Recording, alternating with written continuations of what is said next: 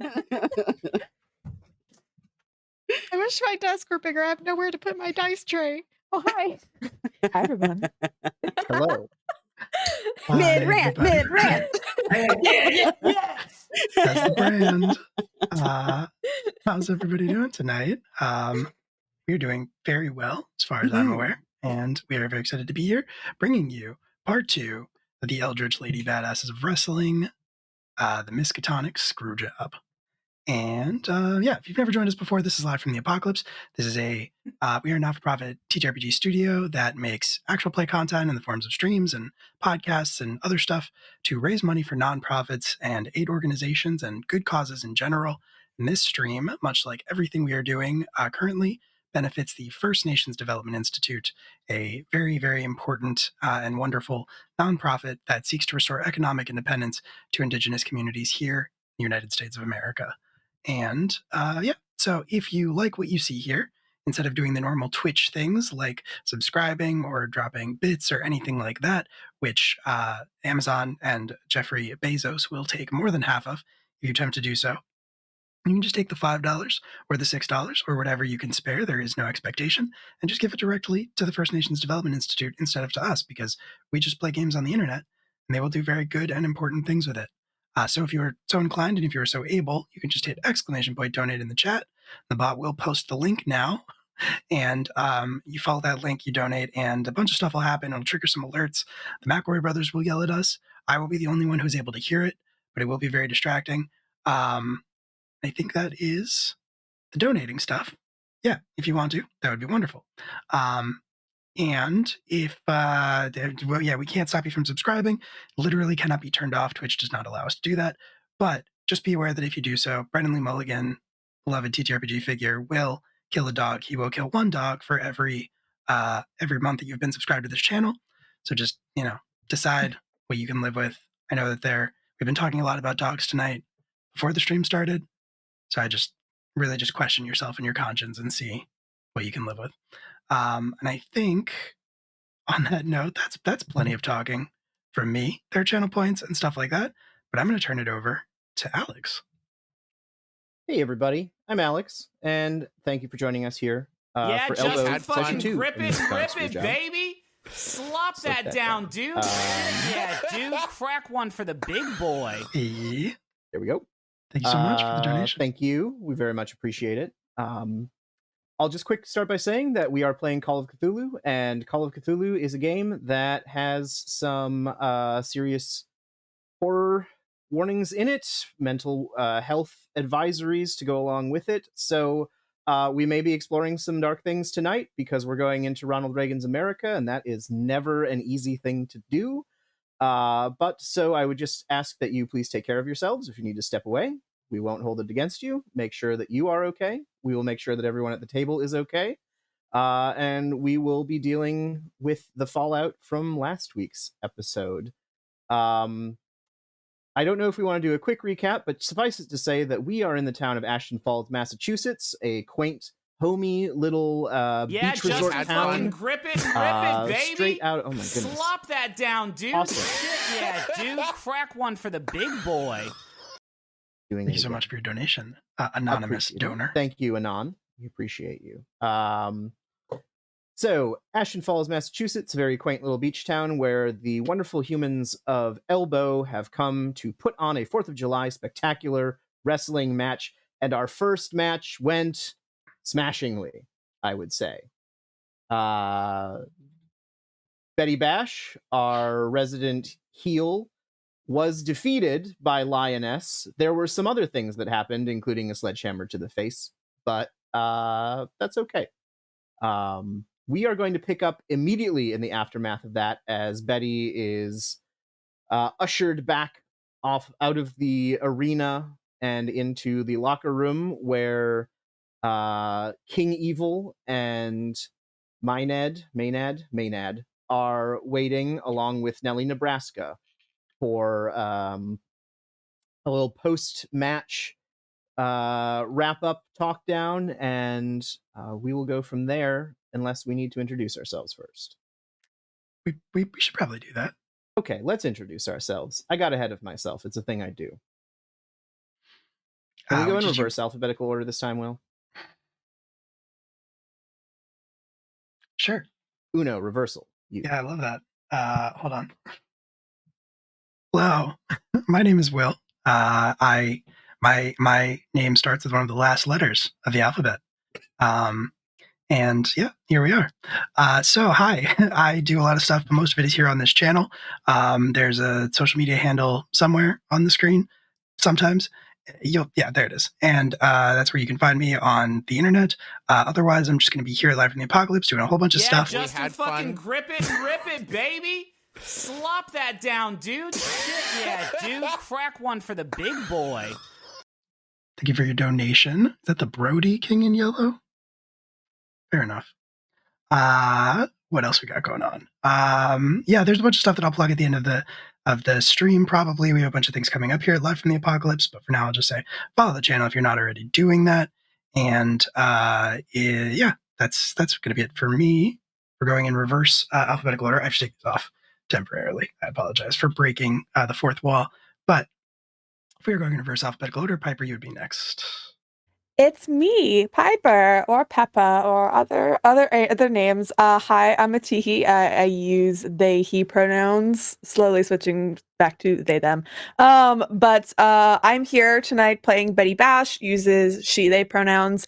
You can find me on Twitter at Maddie Mateehee or Twitch at Mateehee, and I'll plug a bunch of stuff that I'm in at the end of the show. Very excited, slightly covered in blood, slightly mortified, all horrified. Let's do this. Incredible. Chrissy?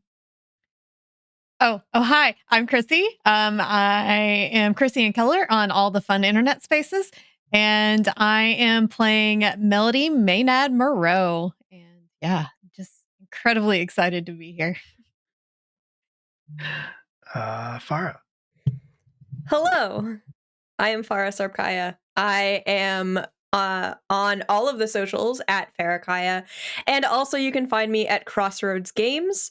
I am in all sorts of stuff, including Logan the Vampire Slayer, which is actually technically live right now, and then a bunch of cool stuff coming next month and beyond. So I'll plug more later, but I am playing Nellie Nebraska, and she's just really excited to win because she always wins. So. Candace. Hi, I'm Candace. My pronouns are they, she. My character's name is Evelyn, also known as Eve, also known as King Evil. And their pronouns are also they, she. And I'm looking forward to kicking some righteous American ass tonight. And following that, Bob.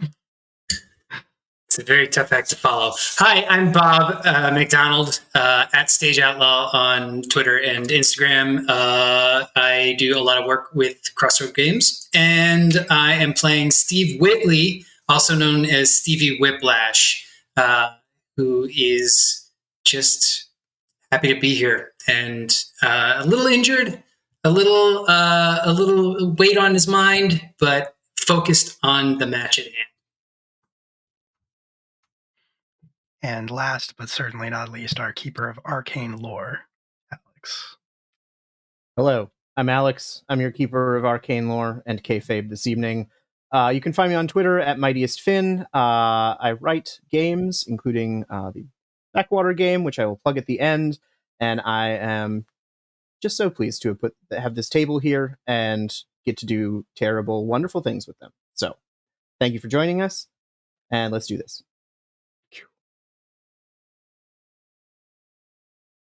Right, so we are going to have the curtain lift backstage in the locker room. I don't know if Don and Steve, I think you guys may have your own like annex locker room, just like adjacent. So you're sort of in the proximity, but like you're not sharing a space. But the rest of the wrestlers see Betty come in covered in blood. And we will start there. Oh my god, what happened?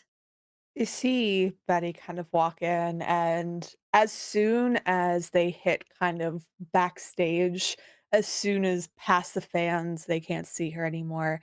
It's just 1,000-yard stare, just arms trembling as they wrap them around themselves, and it's just like, I don't know what happened. I just he was here on stage, and then she came with a sledgehammer, and was that a prop? Um, I want to say it was, but it didn't really look like one. Oh shit, where's a towel? I'll like grab one and like very gently drape it over your shoulder. Yeah, Justin had fucking fun. You feel rip a it, sharp rip it, like baby. shove Slop like in your that side. down, dude. Shit, yeah, Like dude. probably a few Crack one people for do the if you're big crowding boy. around them, but like I just like push my way through and I grab the towel, like I snatch it out of your hand. And I have like a damp washcloth and I'm like wiping your face off. What the fuck? What the fuck? What the fuck? I told you we got to stop messing with that shit. I know it was fun. It was fun that one time, but like, what the fuck? What the fuck was it? Wait, is she possessed? Is it the ghost? Is it the lady from last night in the mirror? I don't think that it was Lady in the Mirror. I don't know what it was. I don't know. Are you hurt? You okay? I'm fine. I'm okay.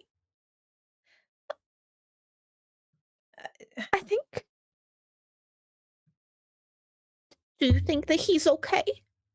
Honey, no, I don't think he's As soon as Betty asks, do you think he's okay? The EMTs roll by. Like, you can see them in the open door frame, and they've got a covered body on a gurney, and they are moving Oh my quite God. swiftly out of the arena.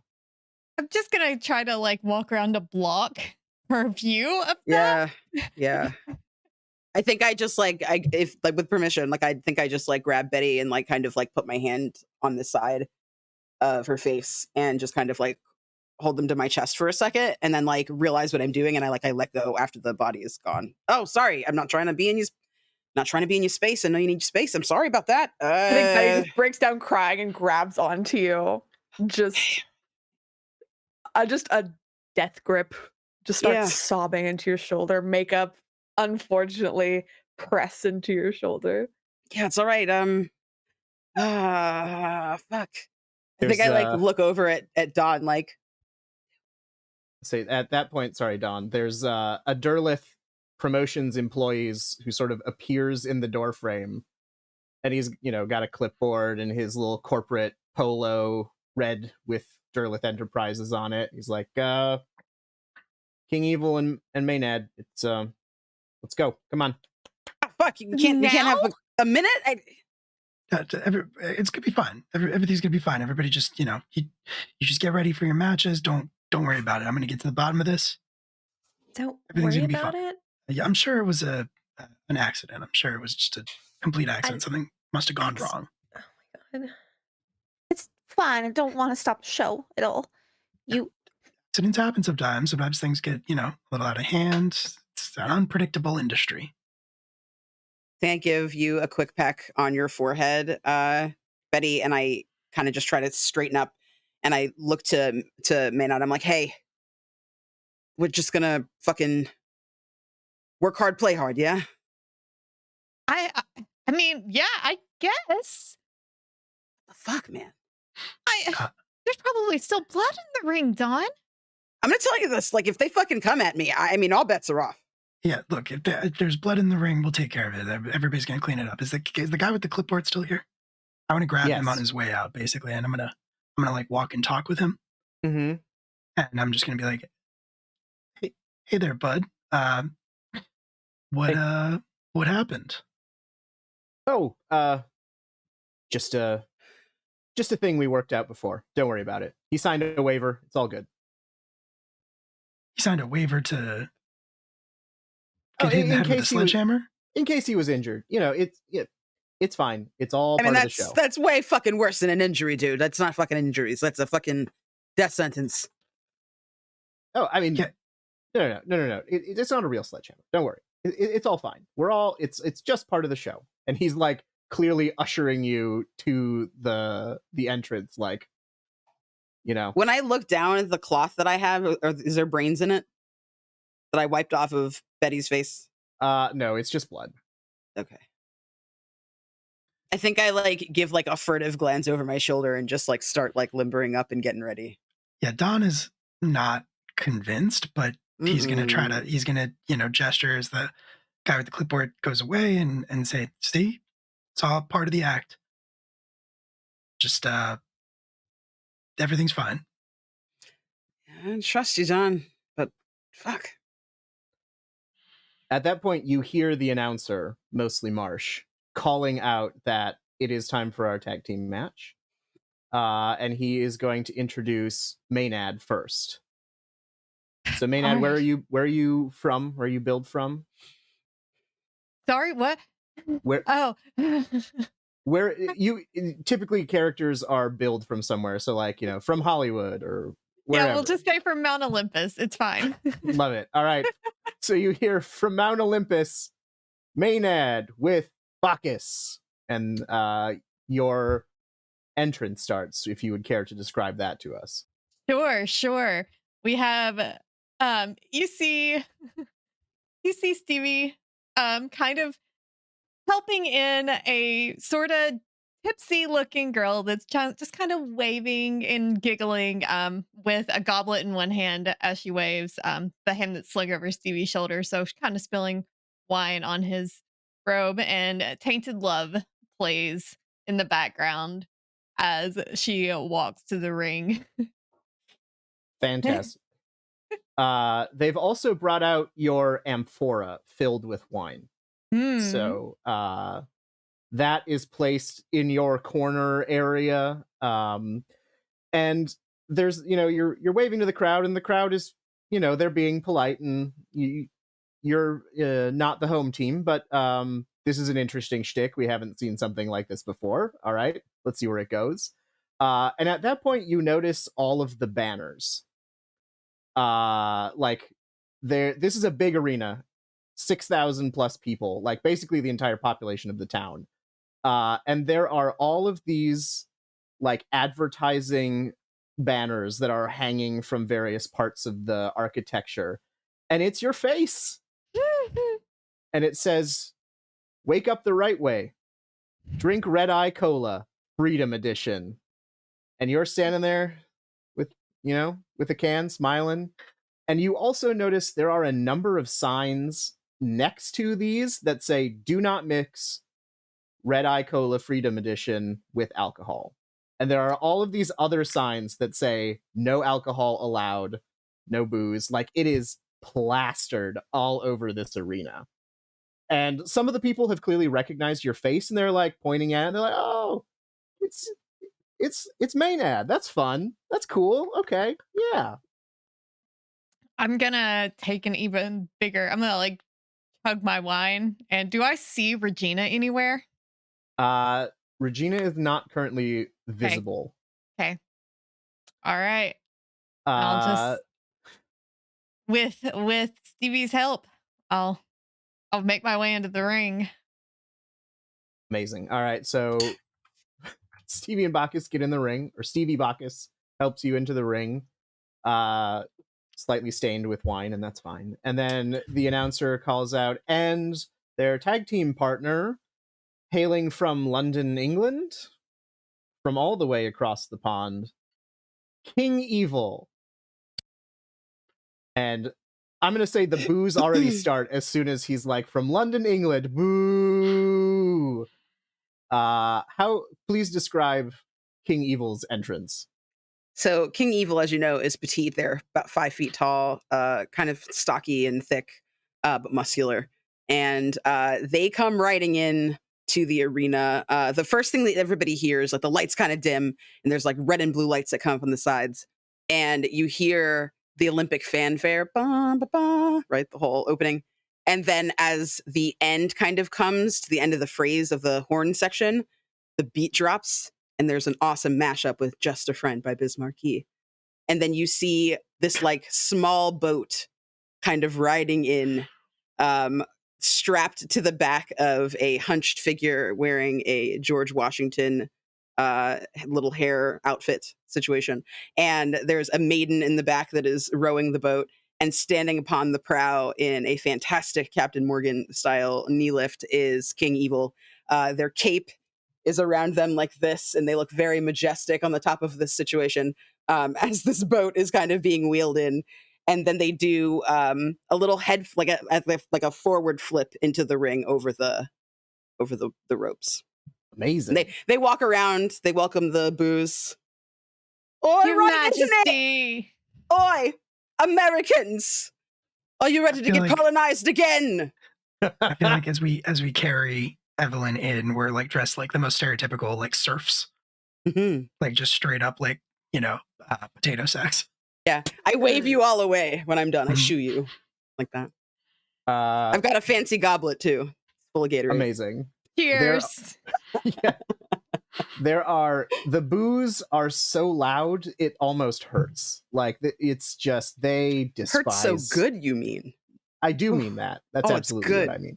It's good. So you guys are standing in the middle of the ring, waving, taking in all of the anger and hostility, and it's at that point you notice a group of people sort of pushing their way through the crowd towards the ring. There are maybe 10 or 15 of them.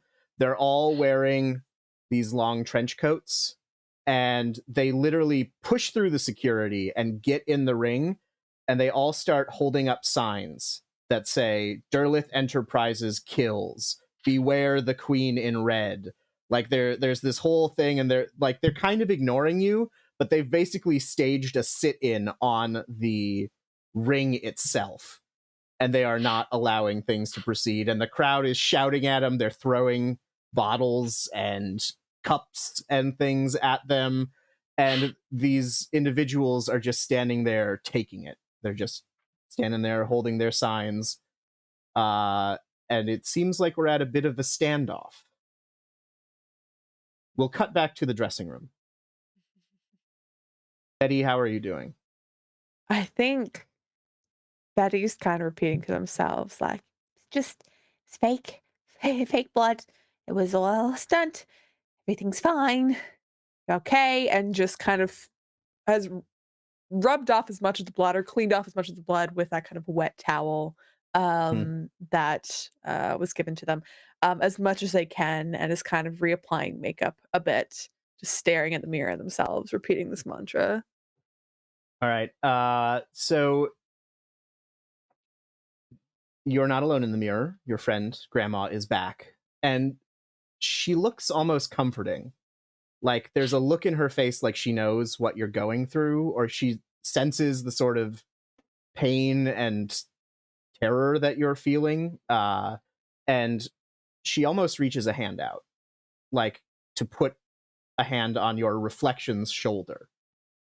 And it's at that point you hear a rustling noise from one of the gym bags.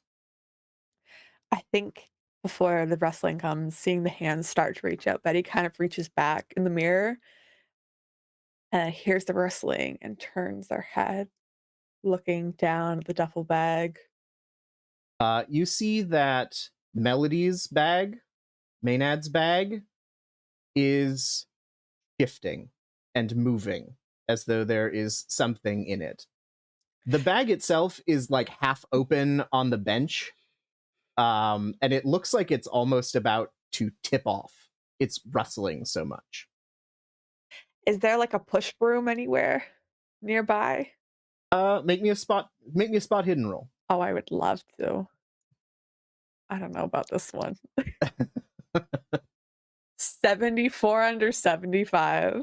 Nice. All right. So you do, in fact, you remember seeing a push broom, and you see it sort of over in the corner. Are you grabbing that? Edge over, still staring at this bag, and kind of feel knocking it around a bit before grabbing it in my hands. Right, so yeah, it. you're patting a lot of like cement wall, cement brick wall, and then you grab it, and at that point, the bag indeed falls off of the bench, and again, it's half open, and you can see that there is a like cheap plasticky hand mirror in there, and then you see a little rat hand come out of it. And another one. And then a little rat with an old man face. comes out of the mirror physically. And I'm going to have you make me a sanity roll. Oh my god, what is this mirror rat? That's 100% a failure. 78 over 35. All right, so this is the first time you've seen the rat that your compatriots may have been talking about. That's going to be 2 points of sanity damage.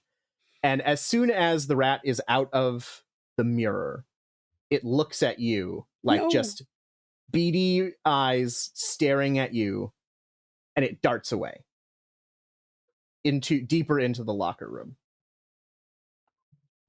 I think I'm gonna go to my purse and grab it. They have a little gun in their purse. All right. They kind of pull out, and instead of running away, they're gonna follow it. I love to see it. All right. No. We will cut back to the ring where King Evil and Maynard, you are currently surrounded by this group of people. And Don, Stevie, and Nellie, you're out there when this is happening, and you can sort of, you're at ringside effectively. And the group of individuals that are doing the protest start chanting, "Down with Derleth! Down with Derleth!" I'm absolutely not stopping them. I'll just kind of go sit by my wine amphora and just kind of smirk. I don't even really try to hide it too much. Does someone have a microphone on stage? We'll say that they gave you one when you came out in case you wanted to cut some promos. Okay. I think I look over at Maynard. Is the blood stain still there? So that's funny that you should ask that, but there is absolutely no trace of blood. All right. You clearly saw a significant blood stain on the canvas. Yeah. Nothing. She used the cola to clean it off. All right. Don's like, I told you it'd be fun. Roxy replies, "Are you willing to bet my life on it?" I would never. I mean, Don was the one who drank the cola, not you. I think for a couple of seconds, Eve hesitates, and when they look over at Melody, you see their faces kind of fallen. They don't have their King Evil face on. They're Eve just standing there looking at you what the fuck? And she looks back over the bloodstain and back at you, and then around at everybody, and just straightens up and puts stage face on and is "Plebeians, please! You're ruining my grand entrance. Could you please just leave the stage?" And does a really elaborate bow in front of the people with their signs, trying to beckon them away. "We understand you don't like rich people. I understand. I get it. I myself didn't like rich people until I became one." The person that you're addressing, who seems to be the leader, is also, you now recognize, as the man who was holding the sign when you first drove into town. And perhaps rather shockingly, he very seriously gives you a bow in return, and over the crowd is "Your Highness, my apologies. If we could have but one moment of your microphone time." And he puts his hand out to take the microphone. Do it, Regina, kill us. Yeah, I think Don's going to intervene. I think Don's just going to kind of interpose. You see a very wily look on King Evil's face. So you should take the microphone. Yeah, no. Don's going to try to interpose himself, but he's not going to break character in doing it. So he's going to say don't worry, my lord. I'll throw them right out. I will. They won't get anywhere near the stage. Thank you. Finally, someone who knows their betters. And they do a little evil laugh and click their heels in a very ridiculous gesture. The person who the leader of the group looks to Don doing his best subservient peasant role, and he says, son, have you ever heard of a union? And he takes off his trench coat, and he's like a big buff guy himself, and he's wearing a shirt that's like straining against him. And it says, the Service Dock Workers and Stevedores Union, Riverside chapter. And he's like, too long people like this and people like Derleth Enterprises have been squishing our traditions and our economic hopes and dreams. Are you sure you want to keep working for this? And he gestures grandly at King Evil. Oh no, I'm in love.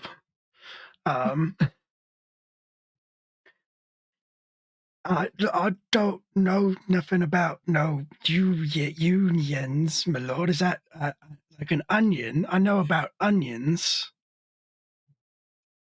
I think Well, perhaps we could talk more at a later date when there isn't a grand performance going on.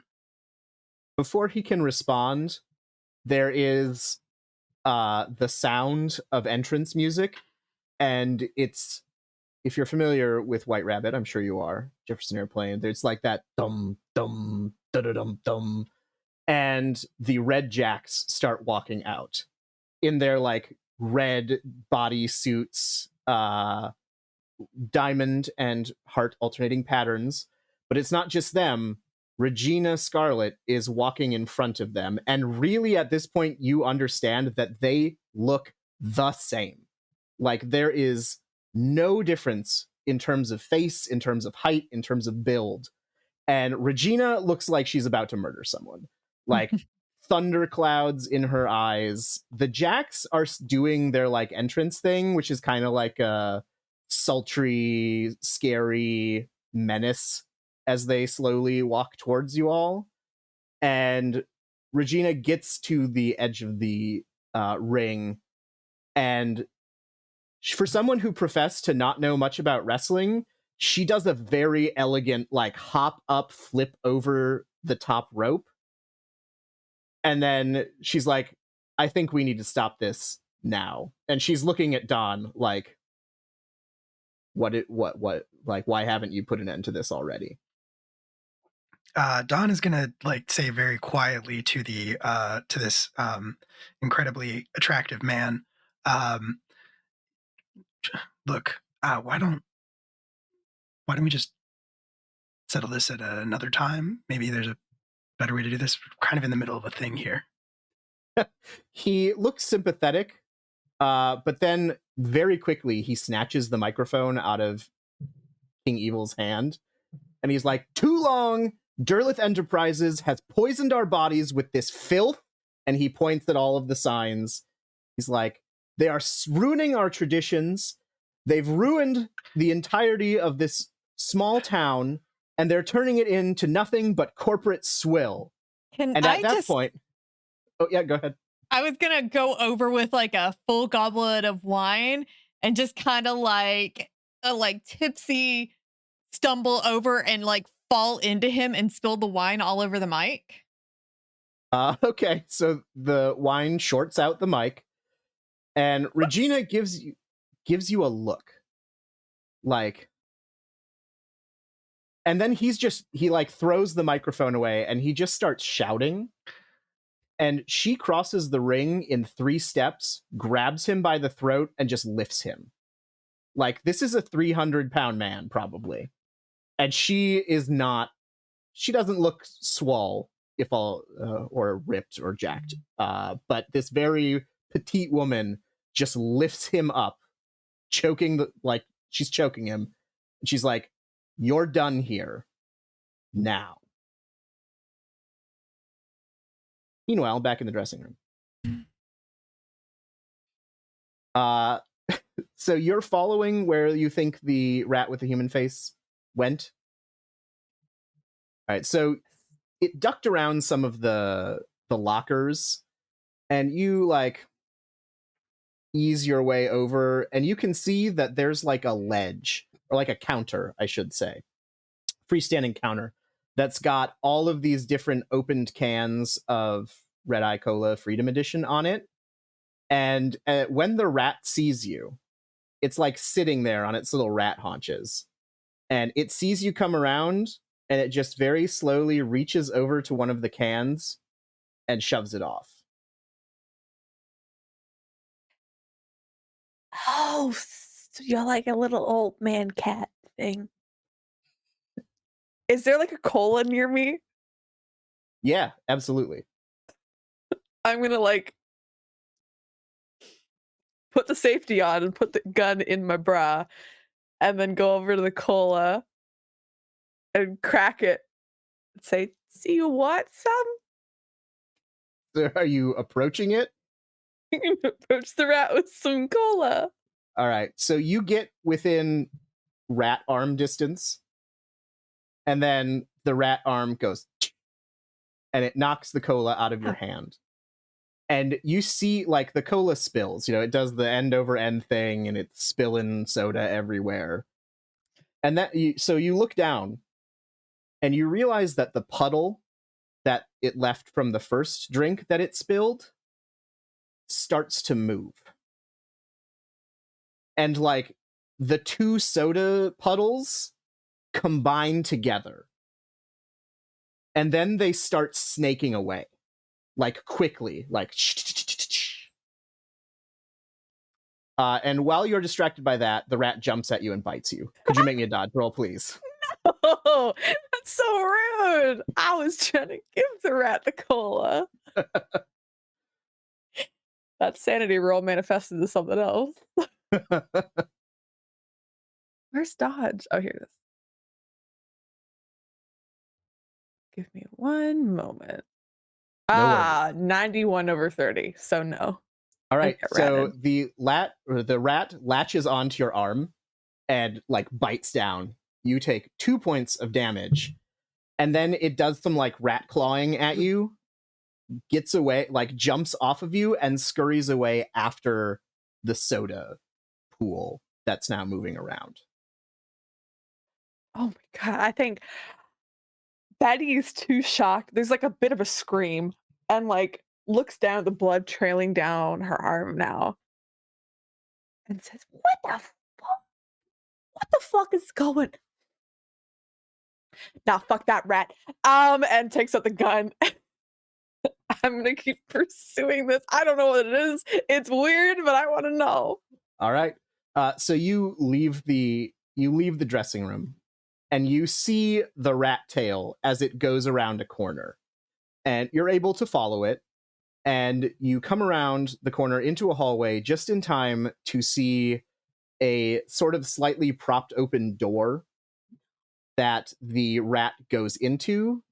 And it's, again, like, there's a little trail of the soda that's like these little droplets that are, like, slowly rolling their way along as well. Oh.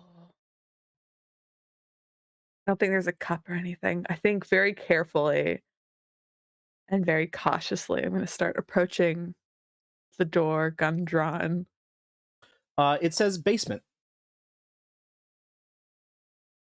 Now, Betty, you know not to go into basements alone. Even you have talked about this as just a really bad idea. What the fuck is...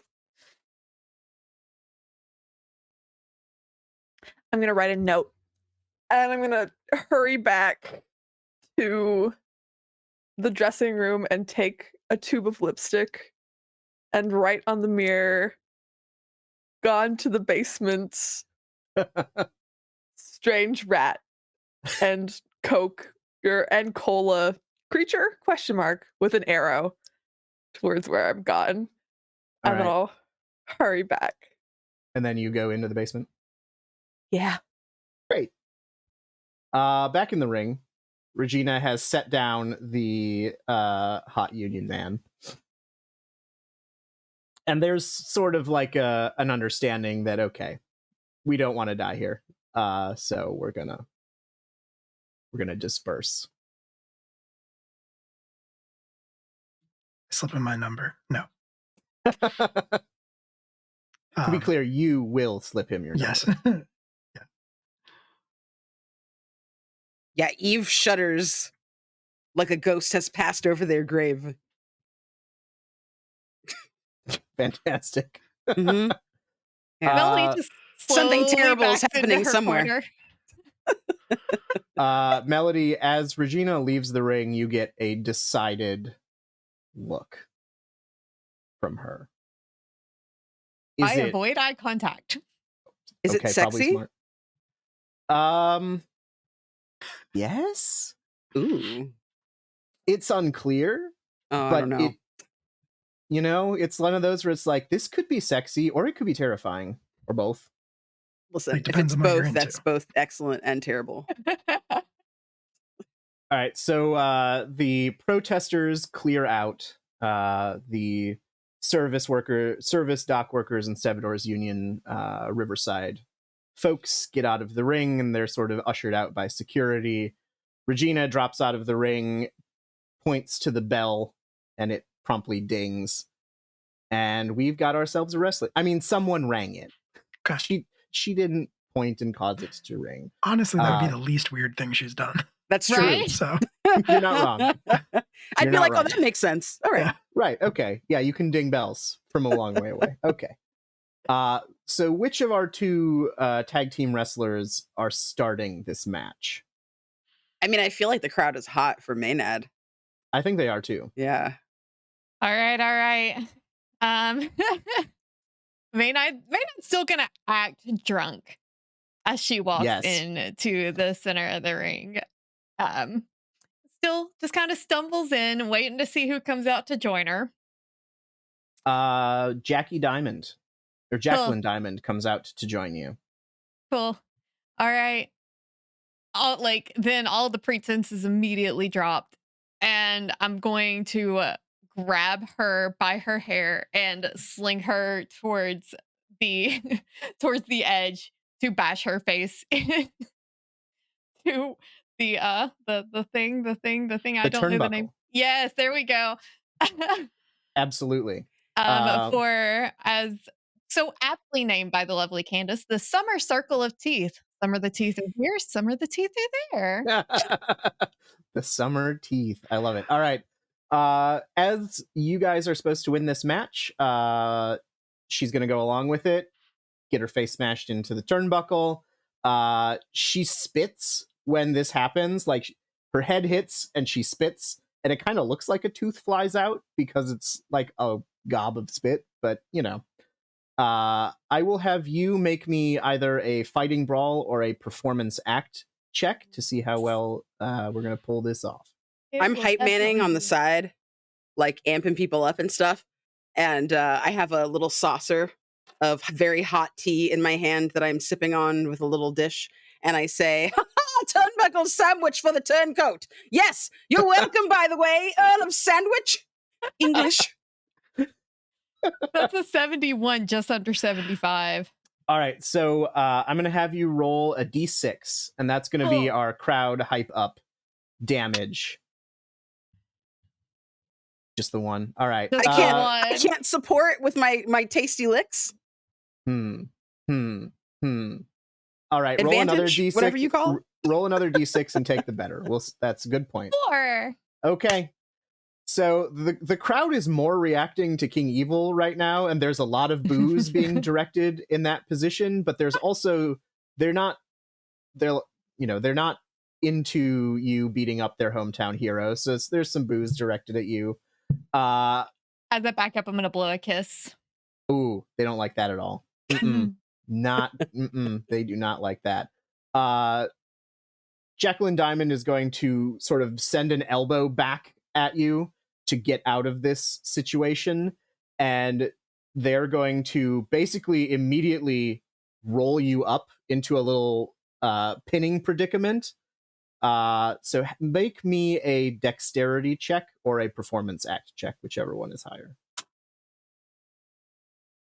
Well, I got a 2, so I don't think it really matters. Does not matter in the least. So they roll you up into this little package. The ref comes out, taps 1, 2, and then you like kick out of it and explode out so well that you're like back on your feet before the other person, or before Jacqueline Diamond is back on their feet. And at that point, they do the tag. and they bring in Jackie Hart. Meanwhile, Betty, you were going into the basement.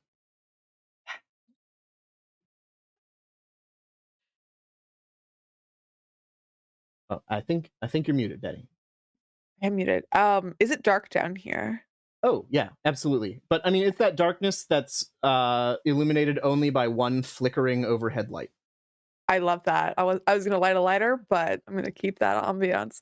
I think like stepping in, you just see flashes of Betty as this thing blinks as almost kind of strobe like.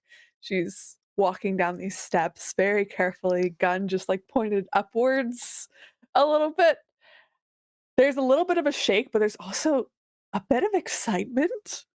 Yeah. This is kind of, besides Ghost Grandma, one of the like real first like anomalies she's seen in a long time. So there's like fascination, but there's fear. For sure. She So steps, yeah. Oh, yep. So you come down the stairs and you come to a corridor that branches. It's like the door opens and you can go left and you can go right. And you sort of look and you look, and at the far end of the hallway, there's just a little rat man sitting there staring. All right, little rat man. You bit me once. You're not gonna fucking bite me twice. And I'm gonna start walking, but I'm gonna level the gun towards it. As soon as that gun comes down, it bolts. It like runs around the corner and is gone.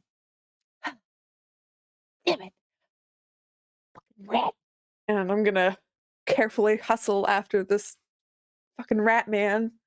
All right, so you come to the intersection where the rat was, and you look down the hallway. And again, it's like, I don't know who did the electrical work down there, but they did a really bad job because these fluorescent overhead lights are just blinking and going off. And there is no rat down the hallway, but there is a human figure. And you see it from behind. It's wearing like a janitorial jumpsuit. And it's got a broom that it has in both hands, or a mop, excuse me. And it's very jerkily moving the mop, but it also looks like it's leaning on the mop for support. Hey there. Sir, have you seen a really strange rat? There is Down no here. response. I think noticing that something's wrong, but still very curious, Betty's gonna slowly approach, be like, hello? Excuse me. So you get within about 5 feet, and the only right way you know that this person has recognized that there is another thing going on is the mop stops. And they're just standing there.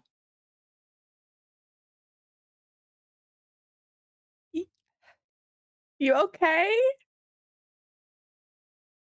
At that, the person turns.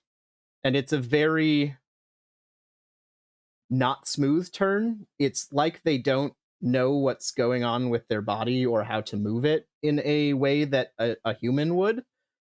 And they turn around, and it's Manfred, the janitor, from before. But Oh. Manfred's eyes are completely black. Like, there is no pupil, there is no whatever, it's just black. And he seems to be leaking this black ichor tar out of his eyes and his mouth and his nose. And then he very quickly, much faster than you would think, reaches a hand out for you. I'm gonna try and backpedal. Upstairs in the wrestling ring. Oh, sorry. Betty, I will have you make a sanity roll while all of this is happening. Okay. I suppose. So Jackie Hart has been tagged in. Maynard, do you want to continue wrestling? Oh no, I'm gonna tag in Evelyn, but I'm going to do it by bowing. All right. Love to see it. King Evil, it's your move. King Evil jumps into the ring with like a flourish, reaches back for their tea and their saucer, and then kind of like proudly struts very like big chestedly over drinking this tea, and just kind of like stands waiting patiently in front of this this Jack, whoever. How tall is this person? Tall for what we are, like 5'11". Okay, so to be absolutely ridiculous, they jump vertically as high as they can and dash their drink in their face. Ooh. And then when I turn, I do one of these with my fucking boa to slap her in the face. Amazing. And I say, who's ready for a cup of evil? I am. Me, Alex, is ready for that. But this Jack catches your shoulder as you're doing that, spins you around, and just gives you a slap, like full on in the face.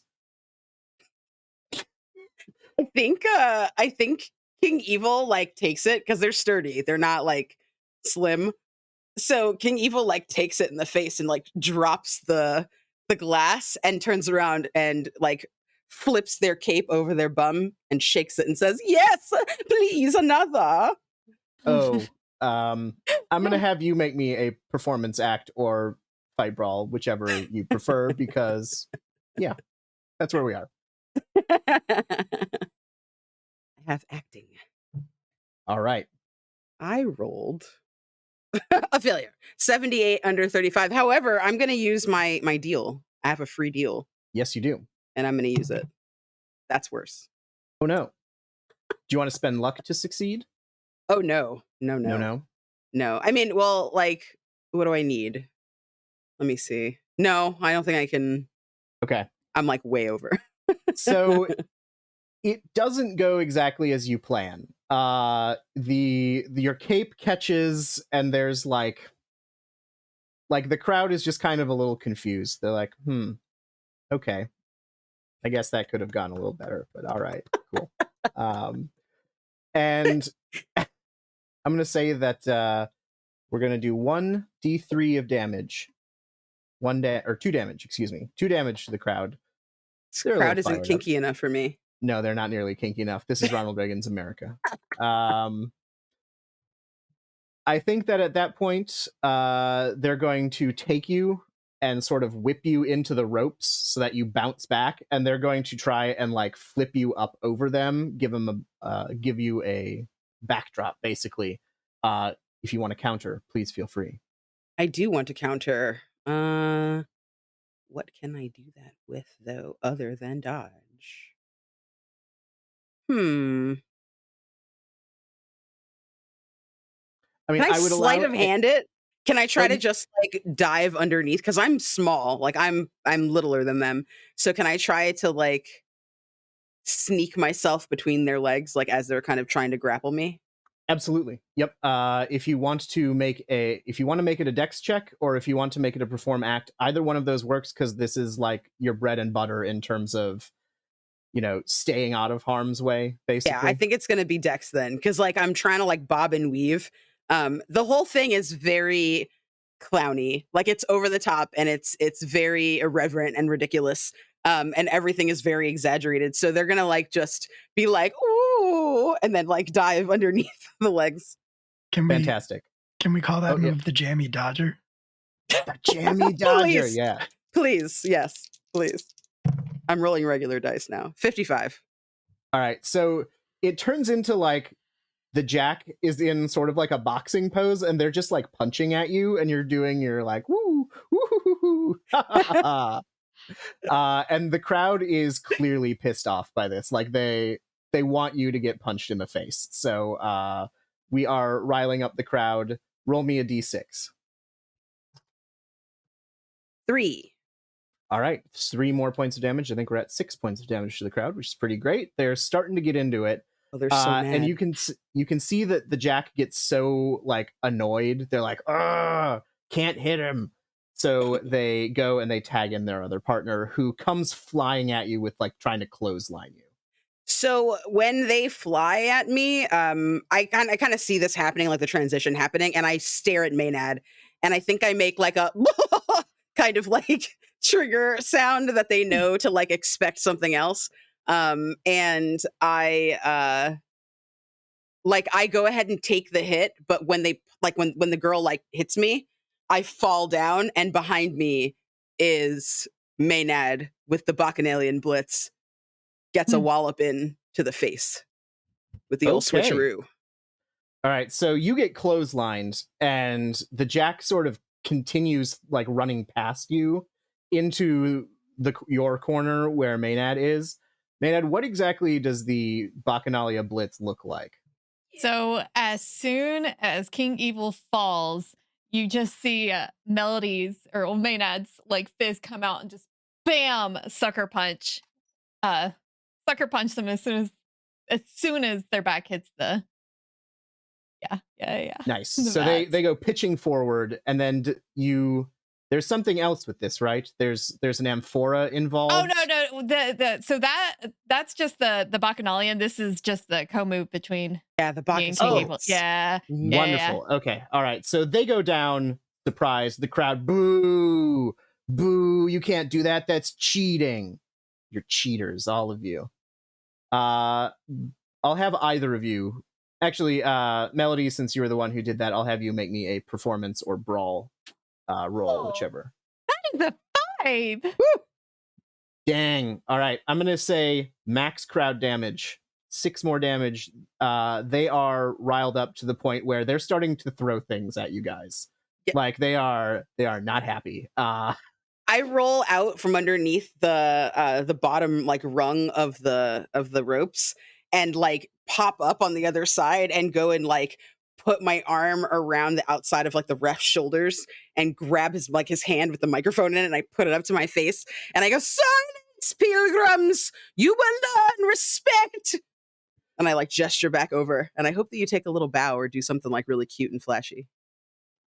Just Yeah. a couple Amazing. winks. Mhm. Amazing. I think we're at a point where we can wrap if you guys are feeling cool with it. And I think our Sure. plan was to wrap with the Bacchanalia. Yeah. So how does that play out? I think Melody kind of like gets down and grabs the person that she just pommeled and kind of picks them up for a back breaker, shall I say. And after she tosses them down, grabs her amphora of wine and just douses them with it. Amazing. So you put them down with the Bachbreaker. That's inspired. Have yourself a bonus die. I love that. You grab the amphora, and it's filled with wine, and you just dump it all over the ring and all over the jack who is currently on the ground. And normally when you do this, the people like sell it, and they like flop around, and then they're like, "Oh, I can't go on anymore," and you go for the pin. That's not what happens here. You dump the wine over them. Oh no. And Jack literally starts writhing, like they're on fire. They're like the alcohol. flipping out. No.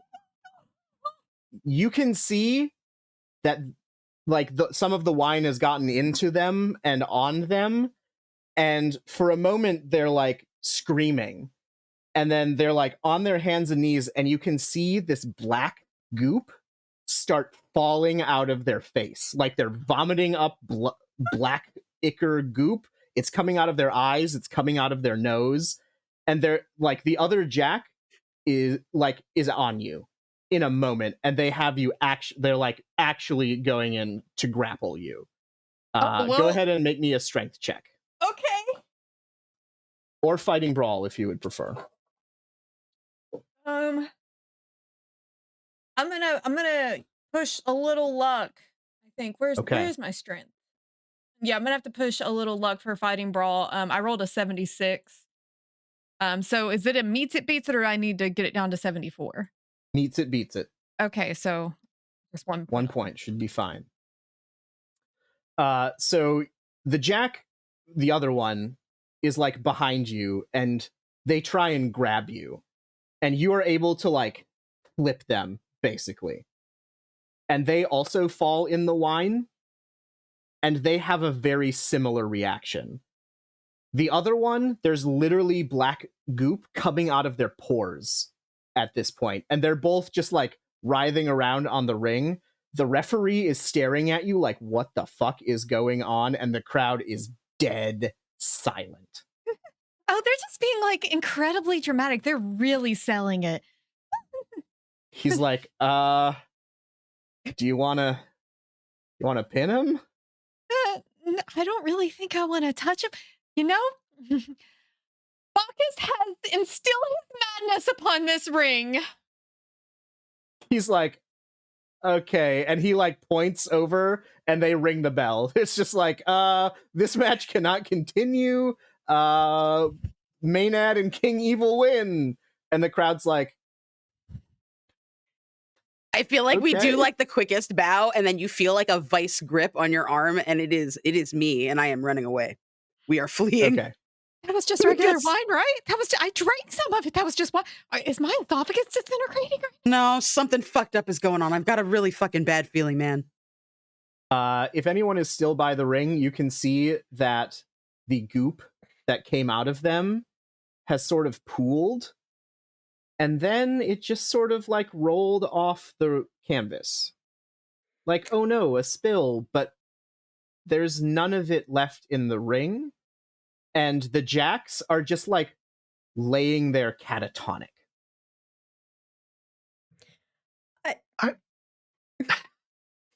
You go ahead, Farah. I think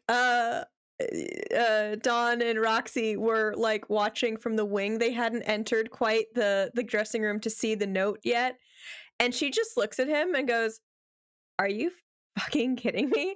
What did you get us into?" These special effects are pretty, Okay, I'm pretty not crazy. stupid. Don't laugh at that. I'm not stupid. What is going on? Nobody said you were. Nobody said. You know, I'm starting to think that something weird might be going on. Might? Oh my god. Steve, And how you doing? I think Steve comes back from the ring, and he's got like his little toga thing on, and he looks Dad dead in the face and said, "There's fucking something wrong here." Okay, all right, yeah. I'm. You know what? All right, I'm getting it. Yeah, I think we're all on the same page. I don't think this is anybody's fault. I think we're acting on the information as soon as it became available to us. So, tell you what, I'll go have a word with Regina. Where the See fuck if I is can get to Betty? the bottom I'm of this. next. Indeed. Where the fuck is Betty? That's a good question. Betty, you're in the basement, as you know, where you chose to go. And Where you chose to go. Manfred the janitor, who is also apparently a goop monster, has reached out to grab you. Could you make me either a dodge or a fighting brawl roll, please? Okay. I will say I fully failed my sanity check. Oh, From good. before. So that is 4 points of sanity loss. Oh no. And that reminds me, everyone who saw the jacks should also probably do a sanity roll. Just as I'm thinking about it. I'm gonna try a dodge. Nope, that's Okay. a 98 over 30. That is not happening. All right. I will deal with that in one moment. Is everybody taking 4 points of sanity loss, or are you taking 2 points of sanity 26 loss? under 40. 21 Right. under 47. I failed mine, so I'm taking 4, and I will let you know that has put me at my threshold. Love to hear it. No. Chrissy, did you Wait. succeed or fail? I failed, so I'm at 40 now. Okay. All right. Betty, those hands grab you. And they are stained with this black ichor or whatever. And the face comes in very, very close. And the mouth opens, and you just get goop, like projectile vomit in the face. As this is projectile vomiting, can I turn that gun in my hand and just try to shoot him like up into the chin? Absolutely. Absolutely, I'll allow that. Okay. I don't know if it's gonna do anything. I'm scared.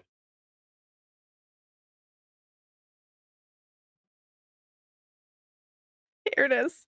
Oh, that's a success. 54 under 60. All right, roll your damage. Oh God. Why didn't I write down the damage of a pistol? If it's a smaller pistol, it's probably a D6. All right, yeah. Just a tiny little Yeah. pistol. That's 4 damage.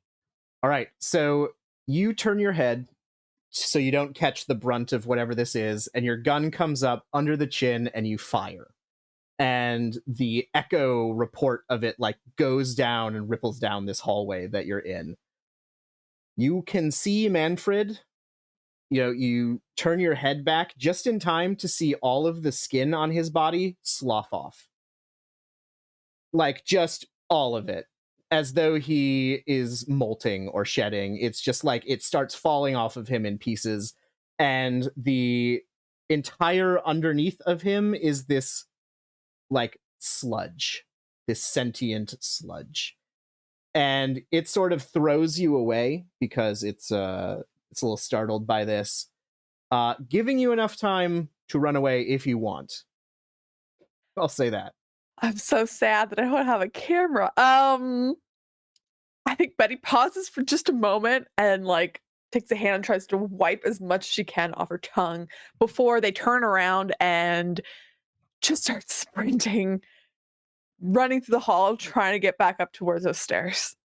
All right, fantastic. So you spit out whatever you got in your mouth. You start running, and you feel this goop is like moving around your face. You can feel it trying to get into your eyes and trying to go up your nose.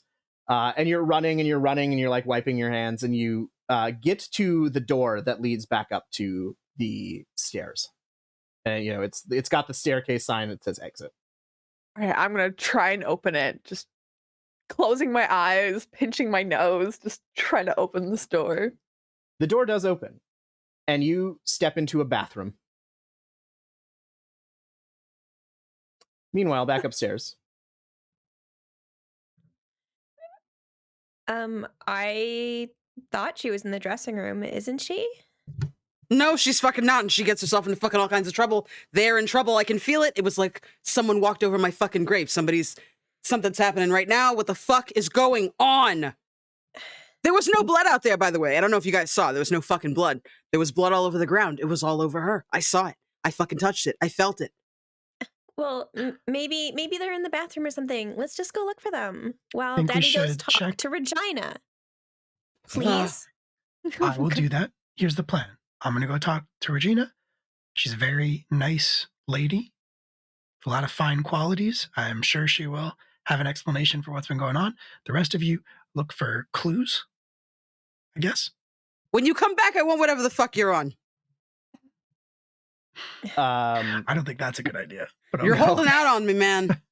I know. Roxy, you're sort of having this moment, and then one of the omnipresent Derlith employees is like next to you in a moment.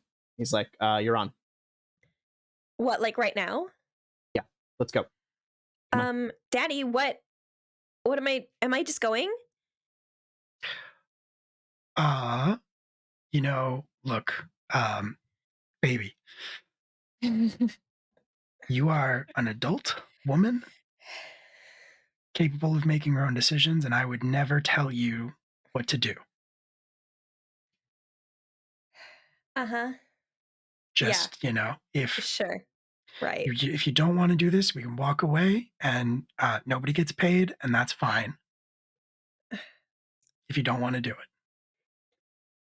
Roxy kind of cracks her neck and looks at Stevie and then just shakes her head and walks towards the ring. Straightens up. Before she spirit. hits the curtain to go out to the ring, Stevie is going to grab Roxy by the shoulder and turn her around, and he's going to look her dead in the eye and say, Focus on the match. I'm going to get changed. I will be right behind this curtain in case something goes wrong. Yeah. You always looked out for me, Stevie. So I trust you. I will be here. I will be here, and I'll be out there in a second. Yeah. All right. Roxy, we'll do your intro in a moment. Evelyn and Melody, you are back in the dressing room, and you have seen the note at this point, I think. Yeah. Oh, yeah. Why would they go into the basement? Because she loves fucking weird shit. Like, something happened. Listen. All right, long story short, we used to date.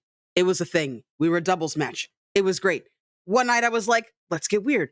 We did some drugs. Things went bad. They saw something fucked up. Couldn't stop looking at fucked up stuff. And I think we know our answer of what the fuck is happening here. But I'm sorry. You dated? I mean, yeah, it was for like 3 years. Whatever. It wasn't a big deal. We were in love. It's fine. Huh? And you're not even. That's so sad. But okay. But they're What's sad is that she's going to get herself fucking killed. That's the problem that I'm seeing here right now. Yeah. This group of people, they're like the weird. They're the bad kind of cult of personality. We can. I mean, listen. Like I thought I was. I'm like you. I thought I was joining, this really competent team, no drama, just come in, do a cool character, get out. No, tons of drama. This is horrible. I regret every moment of this. Oh, but, no. I meant Derlith. I mean, the people were yeah. I'm pretty sure those two were actual clones made out of the yeah. It was fucked up. Did you see the shit come out of their fucking? Yeah. You saw like right? Yeah. So yeah, we should go get Betty. Yeah. That sounds like a good idea. Yeah. I think I see the broom that Betty was using, and I just wrenched the handle out of it and wield it as a weapon on my way down the stairs. All right, so you guys are heading to the basement? Yes. I don't understand, this. I must have feelings for her again or something. I had fucking black girl going down the stairs into the fucking dark basement. That's some fucking bullshit. All right, sorry. Go ahead. Oh, Kristen. no, I was going to be silly. I was going to be like, oh, so does that mean I get to play matchmaker afterwards, Don? We'll see. Don't get ahead of yourself. So you guys get to the basement stairs, and you open the door, and there is nothing. Motherfucker. There are no stairs. There's no light. It's just a void. I try the wall. I think about the time when we got really wasted. And it wasn't really wasted. We were trying psychedelics. We were going on a trip, and the trip just wasn't the right one. And I think Eve starts kind of just rips off their costume and stuff, and is just standing there in their their undershirt situation, and they're pressing on the wall to see is this fucking real? Are we fucked up somehow? Is this a fake wall? What's happening? They left a note they wouldn't have left the note for no reason. You put your hands into the darkness, and it goes through. Your hands go through, and you can't you go up to your wrists, and you can't see your wrists. I don't think I'm ready for this. Are you ready for this? I gotta be ready for this. I need both of you to make me a sanity roll for for that. 65 over 34. All right. Oh, no. Oh, no. There's no game next week. What are you talking about? 2 weeks. 2 weeks from now. All right. No. King Evil, you're going. King Evil, you're going to take 2 points of sanity loss. Maynard, you're going to take 4. Okay, that's got me at 36 out of 50. This is real bad. Don, you were going to see Regina. So you walk up to the office that you were in before. The crowd you can hear out there. You can hear Nellie's entrance music. The things are continuing on. And you come to the door that says Regina Scarlet. Just knock, a couple times, politely. There is no answer. I will then try the door. Door opens. What's in the room, Alex? Literally nothing. Like it's a void? Just a void. Hmm. Okay. Do I need to make a sanity roll? Are you interacting with the void? I think Don would do the same thing. He would probably just like, I think actually what Don would do is like reach his hand into the room to like fumble for a light switch on the wall. Okay. Yeah, you do. You don't feel anything. So Cool. yes, make me a sanity roll, please. Okay, great. I failed. All right. Did you crit fail? I got an 87 over 45. All right. 2 points of sanity lost to you then. And I think at this point, Betty, you are in this bathroom. And don't worry, Nelly, your match is coming up momentarily. Betty, you are in this bathroom, and the door closes behind you. Like, you bust through it, expecting to go through stairs, you do a little stumble, and then you fall down and twist, and the last thing you see is the door close. Then you hear little feet scraping along the tile toward you. How big is this bathroom? It's like a 2-stall. I think I'm gonna turn from the door very slowly, looking towards the sound of this tiny feet. So the little rat is walking its way across the tile, and it's coming from under the sink. And you see it kind of looks at you and gives you like an eyebrow. Like, and then it keeps walking, and it goes under one of the stalls. Right, I don't know if you're a friend or a foe at this point, but keeping my gun out. I'm gonna very carefully walk towards the stall and push it open. All right, you push open the stall, and one would expect a toilet in there. But it opens up into the boiler room. And this is a large room with like water heaters and the boiler. And you can tell you're directly under the ring at this point. Like, there is some instinctual thing that tells you you have reached the epicenter of this space. And on the ground, like carved or etched into the cement, is this gigantic symbol. And above, there is some kind of funnel that is dripping blood into this symbol, and it's filling up. Can I make an occult check? Hell yeah, you can make an occult check. Oh, fuck yeah. Let's see. What is occult under? There it is. I think it's its own skill. 56 under 75. All right. You have seen similar things to this. It's some kind of summoning and binding symbol. And as that knowledge enters your brain, you hear the click-clack of tall stiletto heels coming towards you. And you turn around, and you see Regina Scarlet walking towards you in like just the slowest, most menacing, most sensual way. She is sex and death on heels. And the little rat is walking beside her. And when she gets to within a couple feet of you, she like reaches down and picks up the rat and just starts stroking its old man head. And she's like, "How did you get here?" I followed your friend. She looks down at the rat.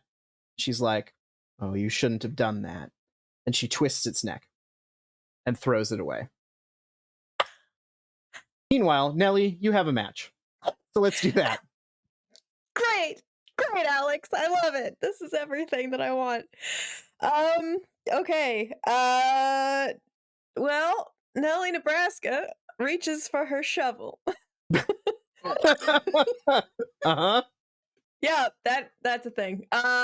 So the Queen, Dolly Parton's 9 to 5 begins piping in on the speaker, and Nellie, Nebraska do-si-dos all the way down in red, white, and blue, like a true proud American, and like Daisy Dukes, tied top, plaits in her hair, and she is just swinging her hips, like waving, blowing kisses, but like just trying to hype the crowd.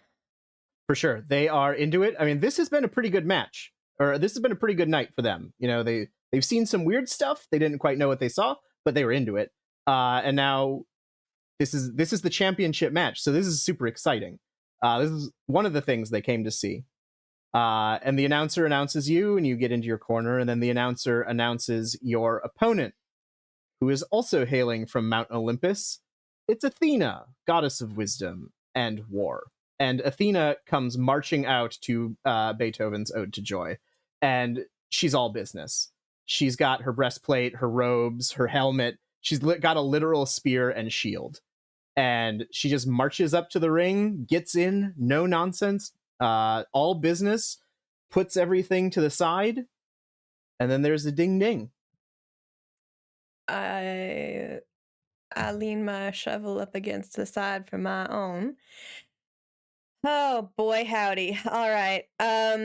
Well, Nellie's gonna start with the hoedown, and so she's gonna be bouncing off those ropes to get some speed going, and try to clothesline them down to the floor.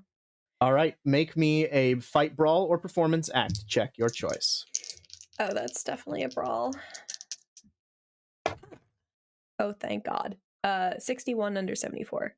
All right, so Athena is like standing in the center of the ring, taking in the crowd in a very like, I am very good at what I do and you all love me. And then you come out of nowhere with the hoedown and just like knock her ass to the ground.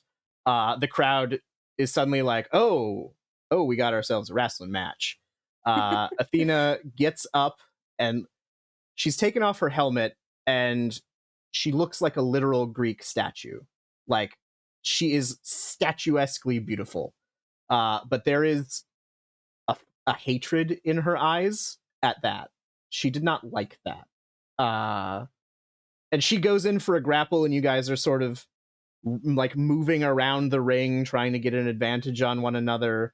I'm going to say I'll give you have the advantage. So what? How would you like to go from there? Oh, sweetie, it's time for the barn raiser, where I'm going to flip her over my head.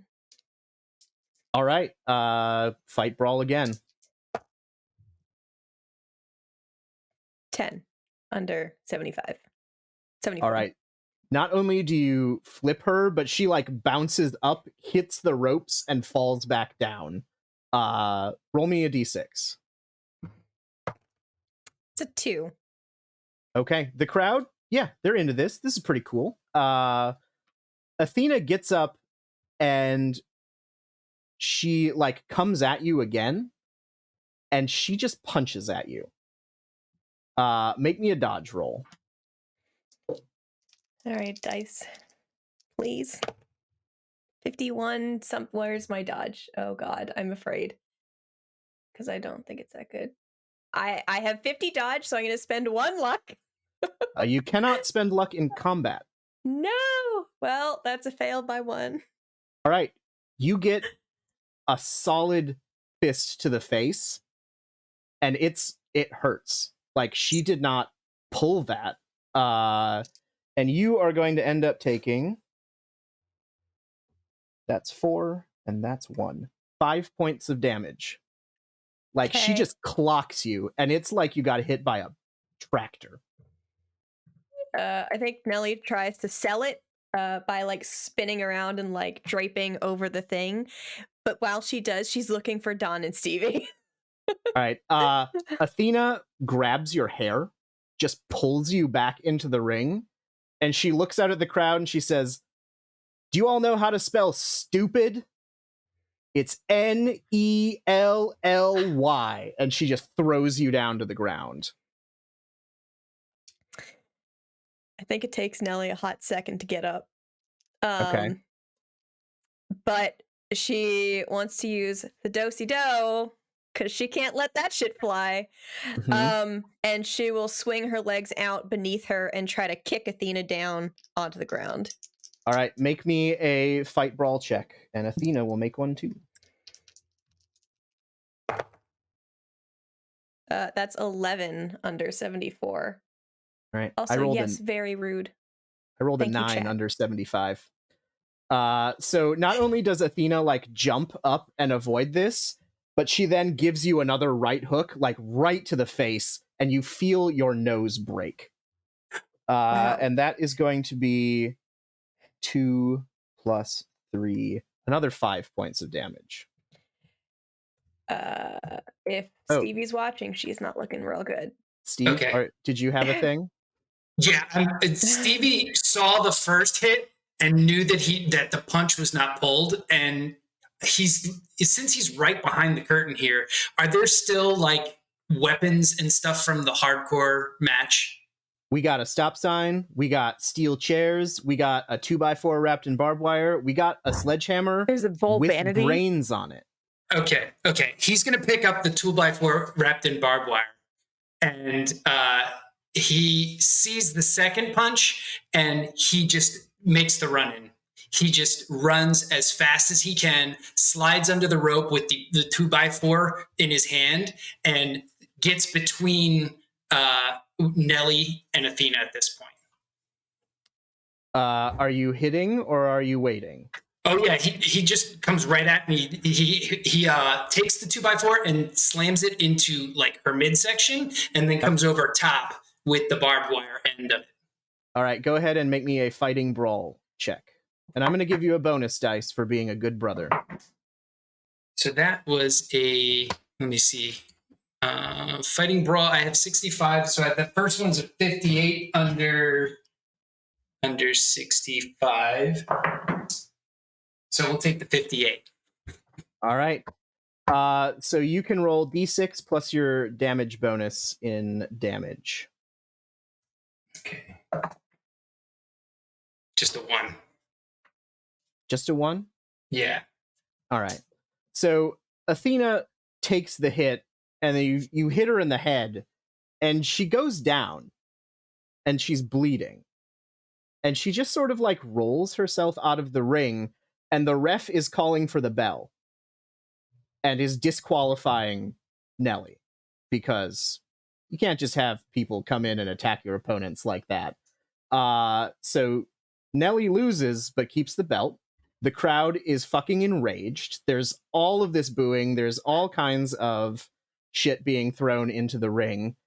The ring announcer says, "Your winner, Athena, goddess of wisdom." And Athena's like rolling on the ground outside, and she's getting up, and it looks like she's going to come at you again. And then the announcer says, "This match brought to you by Red Eye Cola Freedom Edition. Wake up the right way."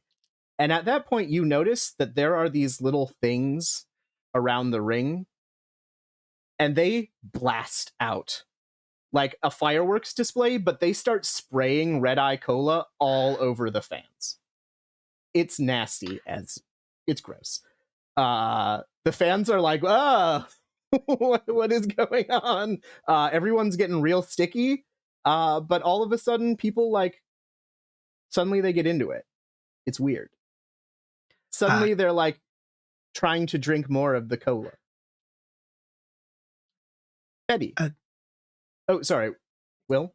No, I was just gonna say, can Don run back into the arena at that point from the office? Yes. And just be like, "Baby, don't get in that ring." Too late. Yeah. She's Betty, you're downstairs.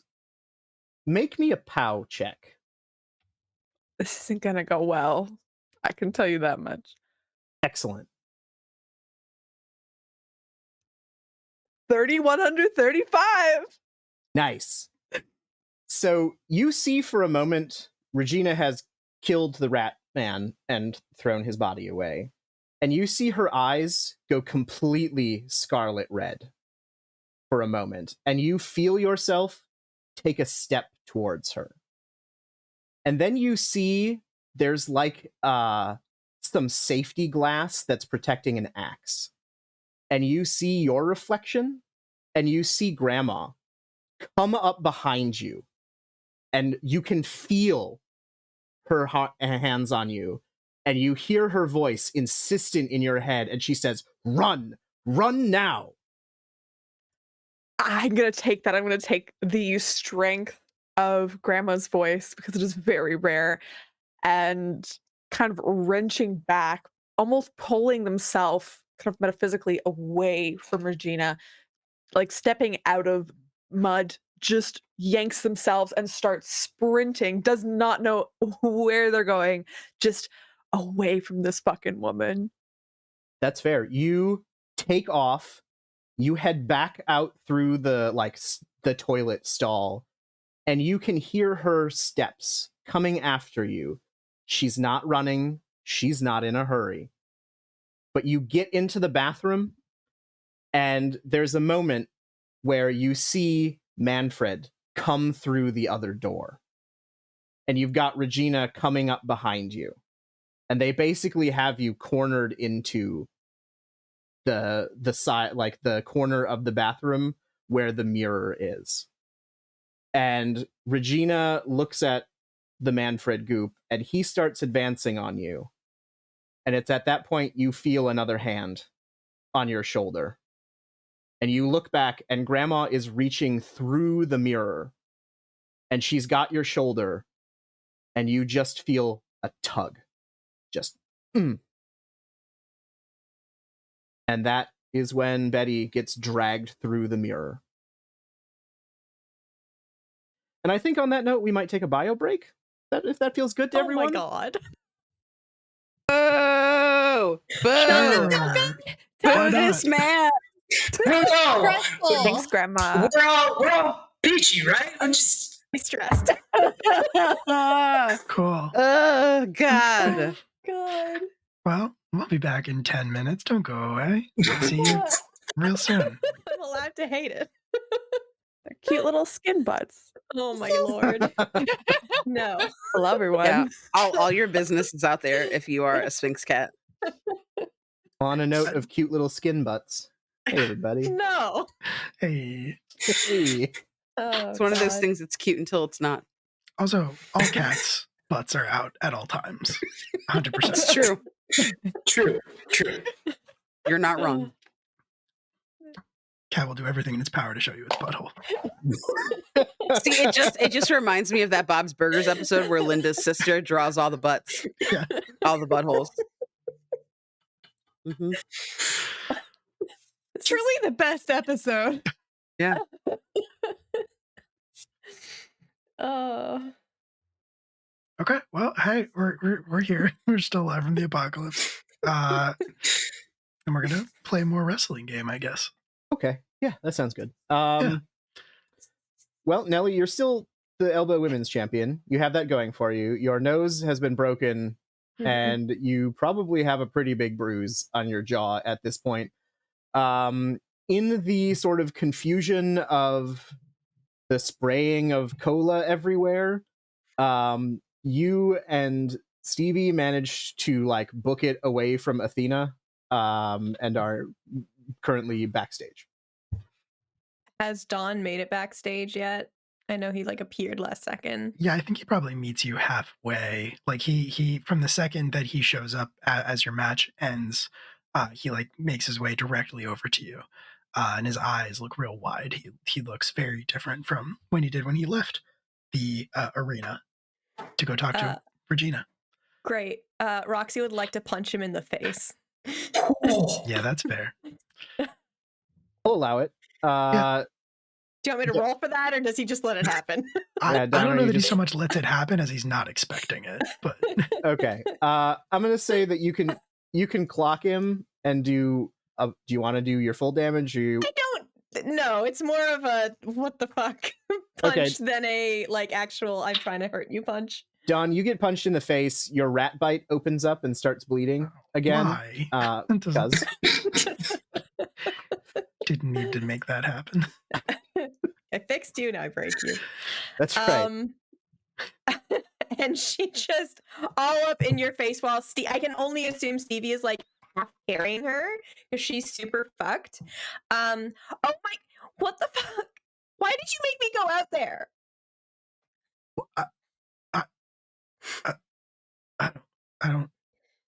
I don't know what's going on. I don't know what's happening. She almost killed me. Stevie, you tell him. It's true. They're not pulling punches. These people are not out to wrestle. These people are out for blood or to kill us. I don't know what's going on. All I know is I'm trying to stop it. Okay. All right.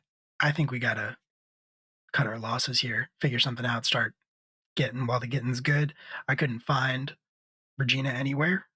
I think we're done here. Probably. There is a voice behind you that says, I don't think you are. And Regina Scarlet is standing right behind you. All due respect, Miss Scarlet, I think we're going to have to disagree. I think there's a lot of fuckery going on here tonight. Pardon my language. She just stares at you, and like Birdie then appears at her side. And all of a sudden you realize that the clothing that Birdie is wearing is exactly what Regina is wearing, but whereas Regina is wearing red, Birdie is wearing yellow.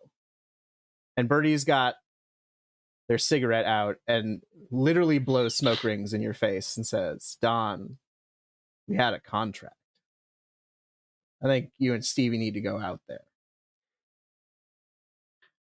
I see. He's starting to see what's going on here. He looks between the two of them and says, here I thought we were in Ashton, Massachusetts. That's not the name of the place. What's the name of the place? Ashton Falls. Ashton Falls. Here I thought we were in Ashton Falls, Massachusetts. Turns out we were in Cahoots, Massachusetts the whole time. Will, you may have a bonus dice. Thank you. They are both giving you the deadpan stare. And if we say no? If we don't wrestle? You don't have jobs. And I'll make sure that any promotion in this country will never hire you. Yeah, but at least we'd be alive. Daddy, please. Like, this is not okay.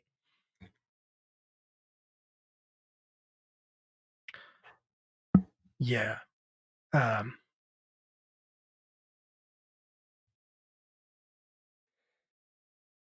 just don't see a situation where this is worth it. I mean, look at my daughter. One of our wrestlers is missing.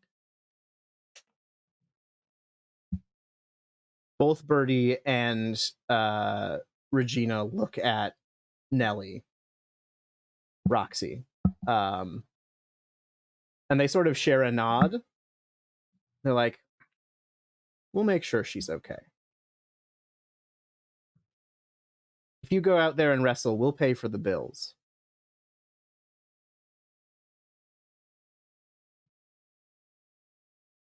It's not worth it. Please don't. Stevie, you can't. Regina has walked up very close to you, and she's got a hand out, and she just like runs it down the bruise. And there's pain. And then there isn't. And she says, look at that beautiful face. No, we wouldn't want anything to happen to that face. And then she looks very pointedly at Steve and Don. Hand still on Roxy's face. Are you sure? Steve's gonna grab the 2x4 with the barbed wire, and he's just gonna go to what they call the gorilla position behind the curtain and wait for his entrance to start. Bertie and Regina look at you, Don, and they say, "See, Steve knows what he's doing. He's a professional." I didn't even have time to get into costume. They look at you, and suddenly you are in costume. As who? As Donnie Thunder. Uh-huh. Okay. Okay, cool, great, love that. Follow-up question. I can describe that in a second. Follow-up question. Where's Melody? That is a good question. Melody and King Evil, what are you up to? Have you joined us in the sort of backstage area at this point? I mean, I think like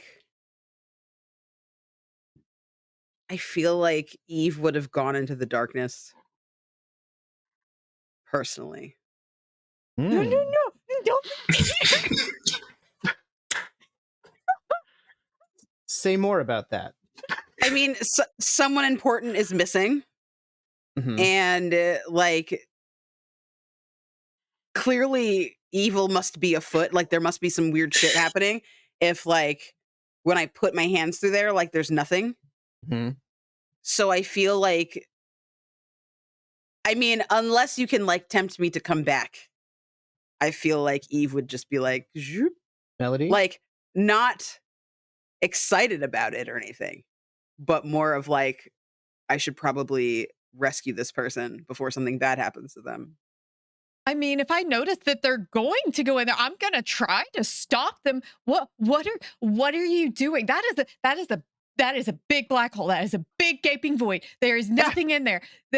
She is not in there. Do you hear her? Do you see her? No, no, no. She's not in there. Come on. No, but I mean, she left the fucking note. She wouldn't have left a note if she wasn't in there. She's not in. There's nothing there.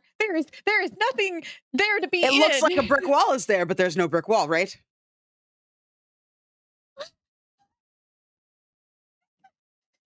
No, no. I will physically try to stop you. How are we going to get them back, though? How are we going to get them back? We can't just like, would you want me to just leave you? If you fucked off and did something stupid, would you want me to leave you in the basement by yourself? If I fucked off and did something stupid, I probably deserved it. That is a fair point. I don't go into dark basements by myself. I thought Betty was smarter than that. Yeah, I mean, she's fucking brilliant. That's why I'm worried. And you, like, if you look at their face, they've got, like, some misty eyes a little bit. They're, like, staring into this darkness, and they're, like, looking at you, and they don't seem like they're making the best choices, more like their behavior is more erratic. Like, they're a shithead, like, they're a practical joker, but she's also like genuinely concerned about this. Like all the stuff that we've seen today is just like not sitting right at all with Eve. And I think I just like stick my face into the hole and scream, Betty! Betty, you better get your fucking ass out here. I swear to fucking God. As soon as you stick your face into the void, Melody, you see the rest of Eve get pulled in. Just like Shit. Make me a sanity roll, please. Not me though, right? I'm fine. No, you're fine. Nope. That is a 62 over what is now like a 30 something. All right, 2 points of sanity damage to you. And if I may, I think you have a moment of choice. You're either going in or you're running. I'm running. Okay. I'm running. As far as I'm aware, that's two of us that darkness has claimed. I'm going to go find Don. I'm going to go find All right. the closest thing to a father figure I currently have to deal with this. So, Melody, you go running into the main area, backstage area, where all of the other stuff is happening, and you guys see Melody come in looking like she just saw a ghost, and Regina Scarlet stands up from the position of like caressing Roxy's face, and she says, "Oh, Melody. I was wondering when we would have a chance to see each other." Hi, Regina. So great to see you again. I know. Mhm, What's mhm. going on, dear? You look positively traumatized. Oh, no, everything's fine. I got a little distracted and I hit my head in the ring. I'm fine. I'm fine. Nelly, Roxy, are you okay? You look a little. Uh-huh. Uh-huh. Um, I think we should look at Regina. I can you do I see, is there an exit out of this room other than like the one that's behind us? There's a like an exit into the dressing room. In that case, there's just come here. And I'll just like pull you like behind me, I think. Listen, you're making Daddy fight. Don't hurt her too. Regina looks at you with an almost kind expression and is like, "Why don't you and Melody just go into the dressing room, and we'll send someone along to look at that pretty nose of yours." It's been a long time since I've seen Don and Stevie fight. I'd like to be there for that. Oh, certainly we can get you seats. That's no problem at all. Yeah. Yeah, I can do that. I can Birdie is like, then says, "You too, Evelyn." And Evelyn, you stepped into the dressing room out of the mirror. And you hear Birdie's voice say, "You too, Evelyn." I look at Melody and I think like I just start silently crying. I just hold my finger up to my lips, like kind of casting sidewards glances at Regina. Yeah, I don't say anything. I just stand there like if I could, I'd be covered in flames. Okay. So they're going to gesture you down to take ringside seats. And it's like a unified gesture. They do this. It's the same motion at the same time, at the same rate.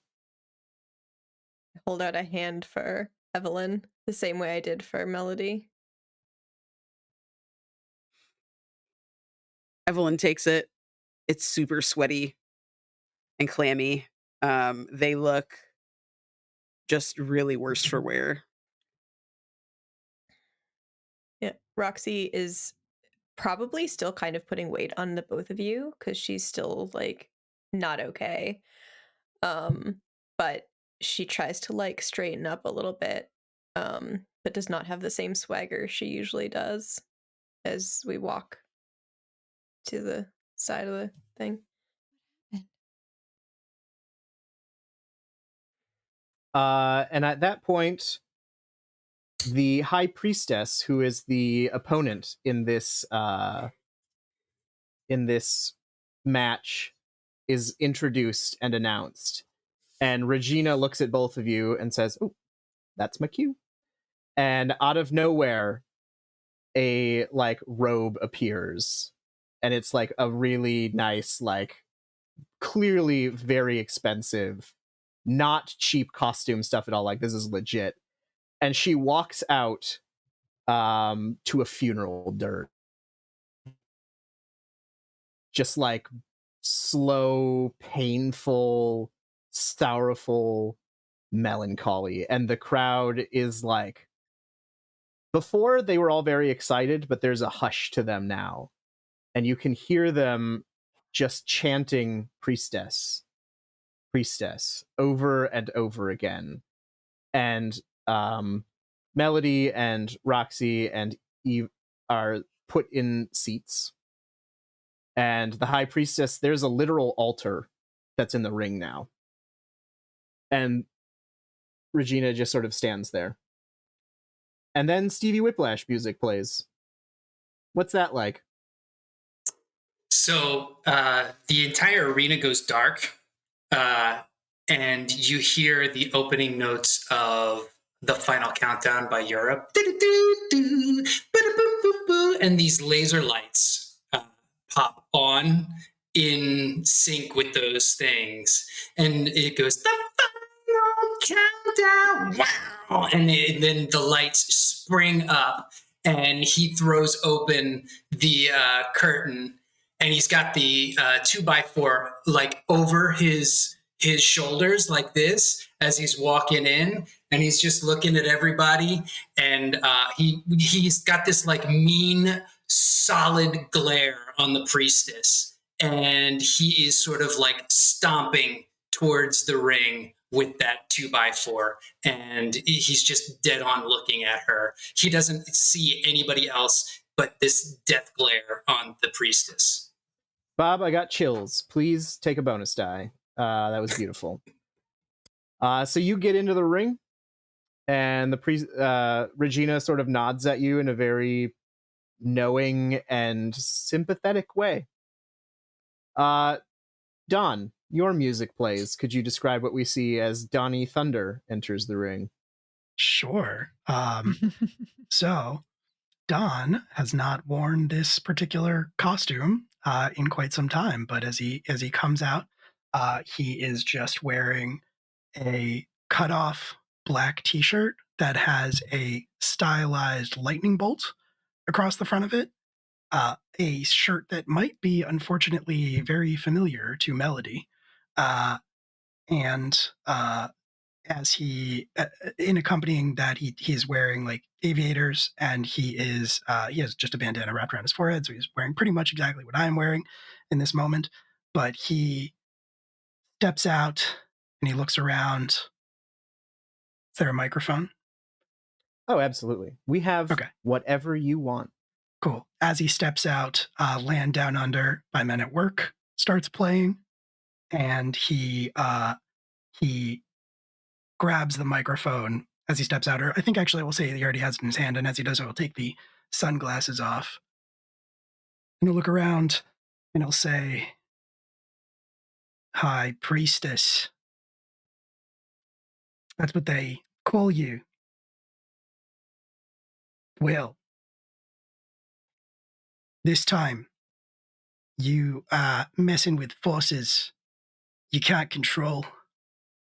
So you thought you could tame the storm. But now, I'm the thunder from down under. And down." The crowd boos. That's fine. Real loud. And down. I am also booing. Down is exactly where you're going to go. Because to you, to all of this, I say, no. No more. It stops here. And he points meaningfully at the priestess. No. We'll take another bonus die if you don't already have one. So you walk down, and at that point, you're both in the ring, and the cage lowers because the announcer says, "This is a cage match between High Priestess, Donnie Thunder, and Stevie Whiplash. And in a event that hasn't happened in 15 years because of the danger involved, this is a lightning rod cage match." And at that point, everyone realizes that the altar that the High Priestess is at has a toggle, like a big switch. And she pulls it, and electricity runs up the cage. And the announcer says, "Remember, the only way to win a lightning rod cage match is to escape from the cage, both feet touching the floor. I think Roxy Melody, how are squeezes you? Melody's hand real hard. Did you know? Which part?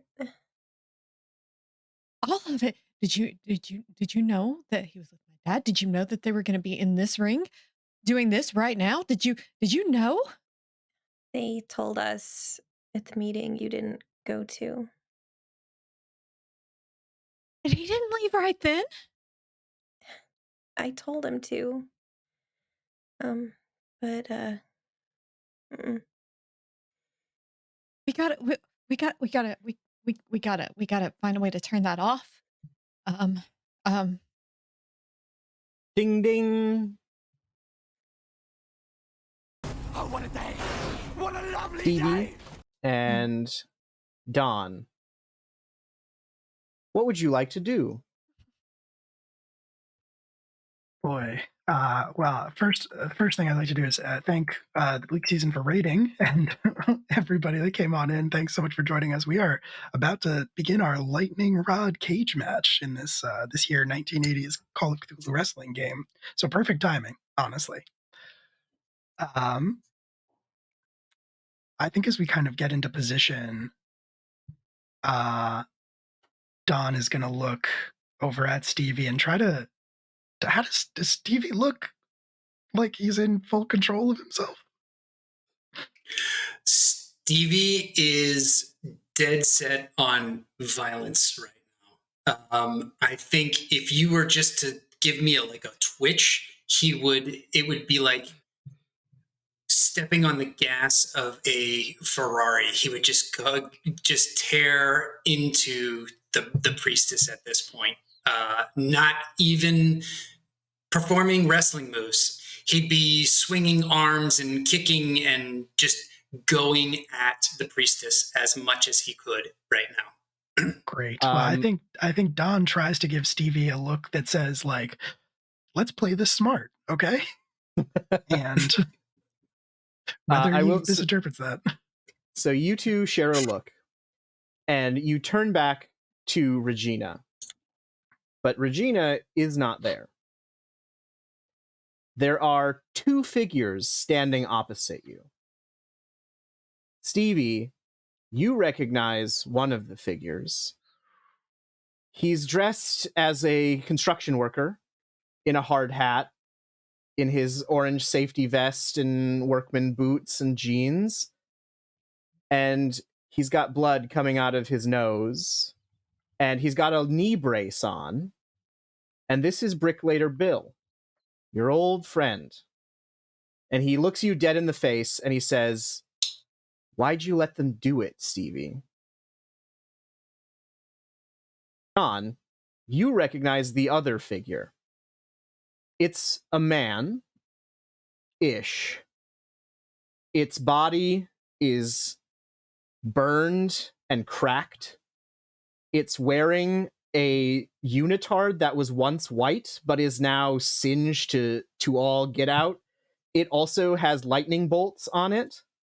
This is your old partner, Lightning Moreau. Nar. Melody's Alex. dad. The man you Alex. let die. No. Alex Nar. And he simply cracks his knuckles, and you hear not just knuckles cracking, but bones breaking in his hands. And he says, "You know what comes after lightning, Donnie? Thunder." And then he just moves in to punch you. And Stevie, you also see Bricklayer Bill just charge at you with a fist. You are both in literal combat. This is not wrestling. So this is not a question of doing it fancy. This is a question of we are in combat. So what is everyone's dexterity? 55. I have a dex of 60. Okay, so these guys are not fast. They are dead. And so, Stevie, you are the first one to act. You have Bricklayer Bill coming at you with a giant fist. What would you like to do? I'd like to dodge it. All right, make me a dodge roll.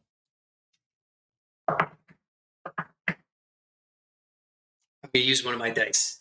Do it. 43 under 60. All right. So Bricklayer Bill comes in to give you a roundhouse punch. You duck, get out of the way, and sort of like put some space between you, but he is coming at you again hard. Don, what would you like to do? I think Don, given the circumstances, just muscle memory is going to try to do a wrestling move. So he is going to try to like grab Moreau's wrist and kind of shove him towards the rope. And when he bounces back, he's going to try to do one of his signature moves, which is just called Thunderstruck, where he just clotheslines him with his bicep. Amazing. Are you a fighter or are you an actor when it comes to this? Absolutely a fighter. All right, go ahead and make me a roll, and Lightning Moreau will make a counter fighting roll, and we'll see what happens.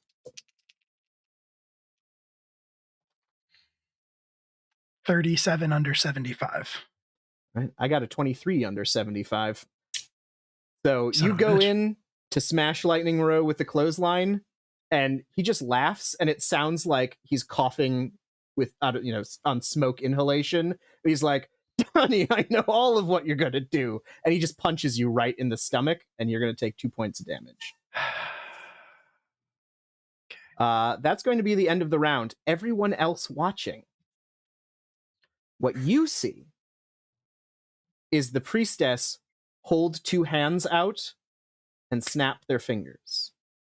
And then both Don and Stevie go rigid as a board. And they're just standing there.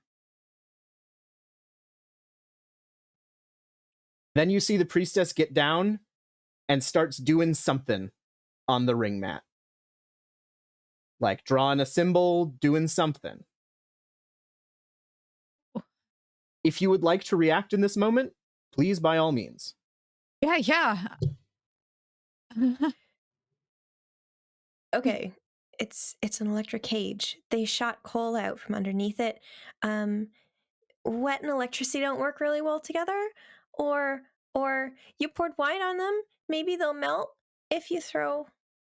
I have vodka in my bag. Oh, yeah. Yeah? Let's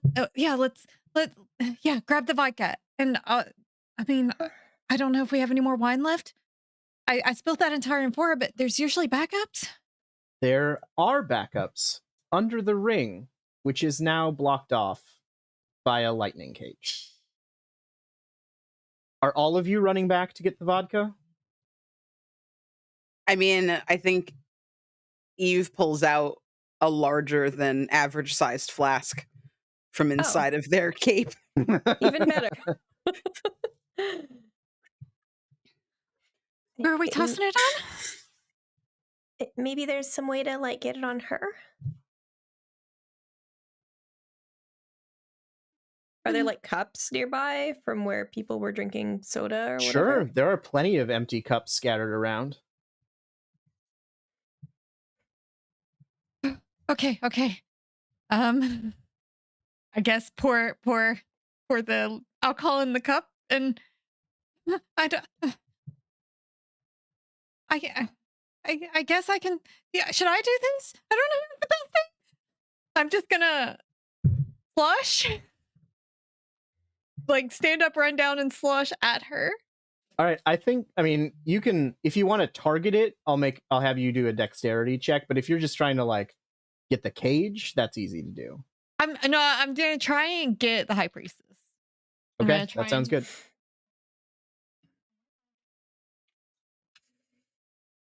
$21.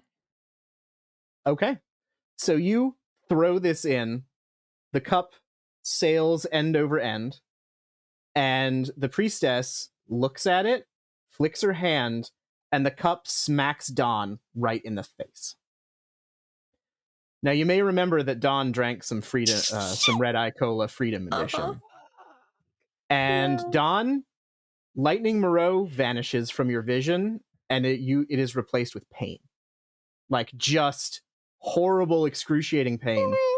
You're going to take 4 points of damage as you vomit out all of the goop that was inside of you. Oh, good. You are able, you start retching it all over the canvas. People are like, huh? And then you stop and you look up just in time to see Priestess take out a knife and stab Stevie right in the stomach. Just like, Steve, you're going to take 5 points of damage. And Don, Don, you see blood pour out of the wound, hit the canvas mat, and then it just goes into the symbol that the priestess, that Regina had drawn. And everyone around, you feel this thrum, just like a boom. And Evelyn and Melody and Roxy, you're in the crowd-ish. You see every human being in that crowd, their eyes go black. Oh, no. And they just start attacking each other. Just like all of a sudden, it goes from 0 to 150 bar brawl. People just like start wailing on each other. You guys are kind of in the center of it. Their attention is on each other right now. But Priestess looks over at Don, gives him a little smile, and says, "Thanks for playing, big boy." And then she vanishes. I think Roxy isn't paying attention. She's screaming and trying to figure out a way into the cage. I am like blocking Roxy from being hit as best I can by the rabble, like, and just and I look at Eve, panicked. Eve is going. Eve has had enough. Eve just takes a look at Roxy, takes a look at Melody. It's like, fucking no. And they just like walk, they like push their way through the crowd and try to get back to the dressing room so that they can find some fucking keys and leave. Like they are done. They are not happy. Like they saw the fucking ichor slither away. Like they're not doing well. They're not okay. Don and Steve, how you doing in the ring? Steve, the stab brings you out of it. It undoes, or Regina undoes whatever glamour that was holding you. You've got a gut wound, and you are alone in the electrified ring. So there's no there's no priestess. Is there a switch to turn off the electrification? Yep, the switch is on the altar. All right. I think I'm going to go for the switch to turn it off. Easy to do. It's just a chunk, and the electricity on the cage dissipates. The current is broken. And Don is gonna tell Steve, just stop for a sec. Just sit down. And is gonna try to do some like field medicine on the stab wound, just to make sure he's not bleeding out. Sure. Make me a first aid roll. Okay. As I see this, I am shouting for them to get out because they already said to finish the match, they have to get out of the ring on the ground. They're still in the fucking ring. Yeah. Very true. 28 under 30. All right. Steve, you get 1 hit point back as Don, like, I don't know, you're ripping up stuff and like binding him up to keep his guts in. Are you then going to try and exit the ring? Yeah, I will kind of put one of his arms across my shoulders and, try to lift him and walk to the edge of the ring. All right. There is a door, so the door opens and you are able to exit. Eve, as you're walking up the like entrance exit ramp, you can see ahead of you.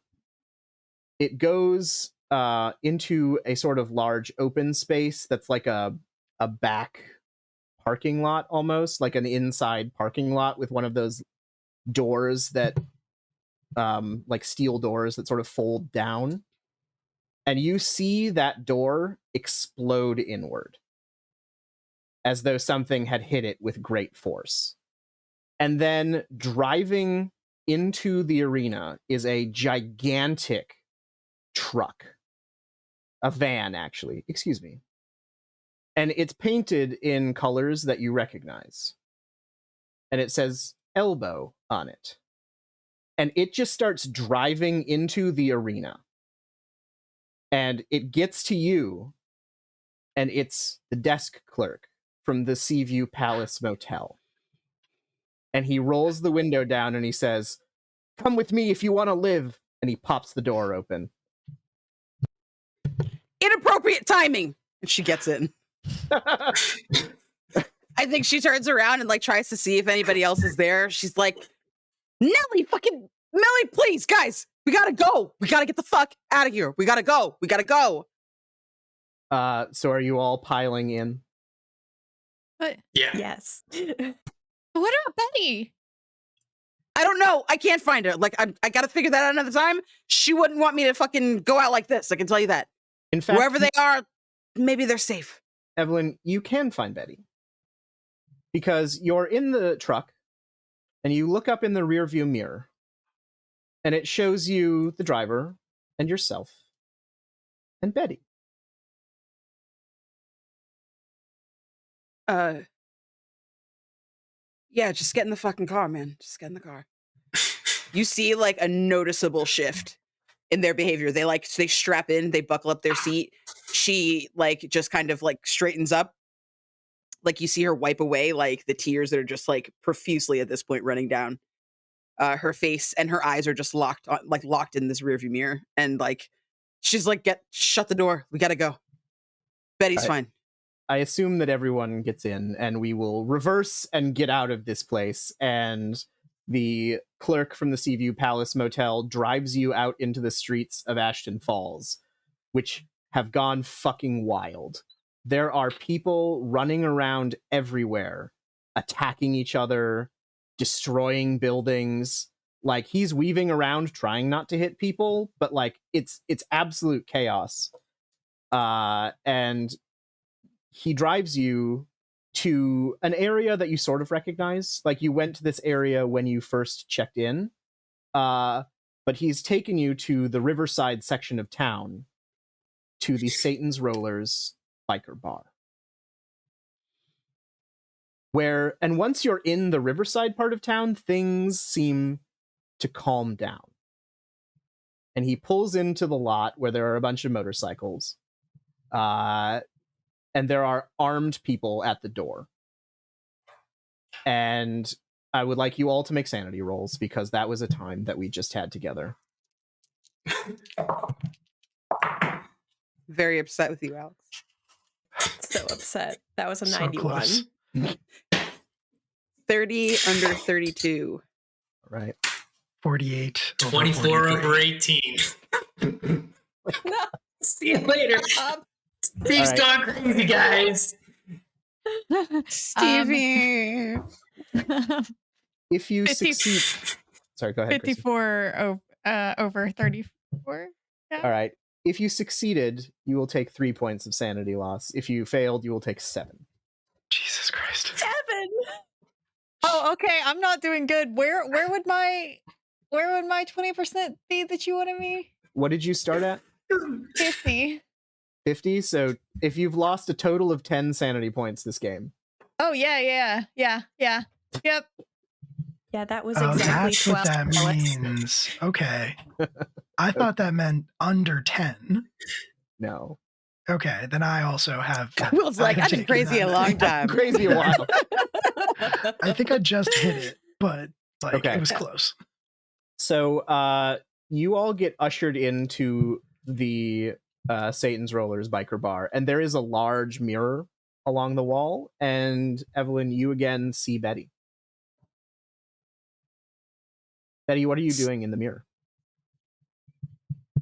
I think you see Betty kind of look around and then start to weave through everybody else with just this very concerned look on their face as she like stares at everybody kind of looking about this bar before coming up right beside you with this kind of sad smile on her face.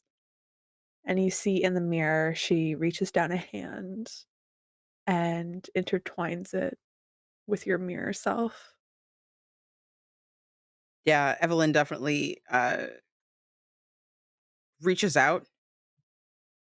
Probably doesn't feel anything. Oh no. You feel Yeah? just for a moment, just a fleeting final moment, the warmth and strength of Betty's hand. And then it's gone. Okay, so I started at a 40, and I've definitely lost 8 points of sanity. Um, I think anyone who is watching sees Eve just drop to their knees in the bar, and they kind of scoot back to like the closest wall they can find and just press their back against it and just like rub the hand that was touched, and they just don't seem like they're there. They're gone. The rest of you are ushered in, and the first thing that you are given is 5 or 6 fingers of whiskey. Yep. Yep. Uh-huh. Don And looks like then he you- wants to say something about Roxy drinking it, but then he just, no. Mm-hmm. Yeah. Hey, match day's come and gone. This is the after party. You recognize the Hot Union man. He's here. And you notice that all of them are wearing, every individual in this bar is wearing the Service Workers, Dock Workers, and Stevedores Union Riverside Chapter Union jackets. And he walks up to all of you and is like, I'm really glad you made it. What was that? I have no fucking idea. So you didn't know that was gonna happen? No. Listen, man, I've spent my life protesting these Derlith Enterprises fucks. I knew they were up to something, but I had no idea it was this.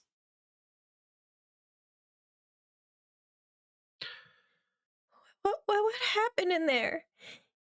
You didn't even move. You didn't even fight back until Melody threw the drink at you. I thought I was. There was another match. And Don will look over at Melody, I think with like a clearly guilty expression, but it's not the time unless she brings it up.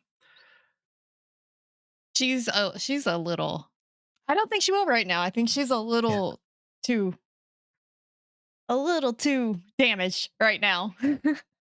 She made us see something else somehow. I was fighting someone, and that drink broke whatever spell she had on me. Would you even get in that ring? I mean, she was threatening Roxy.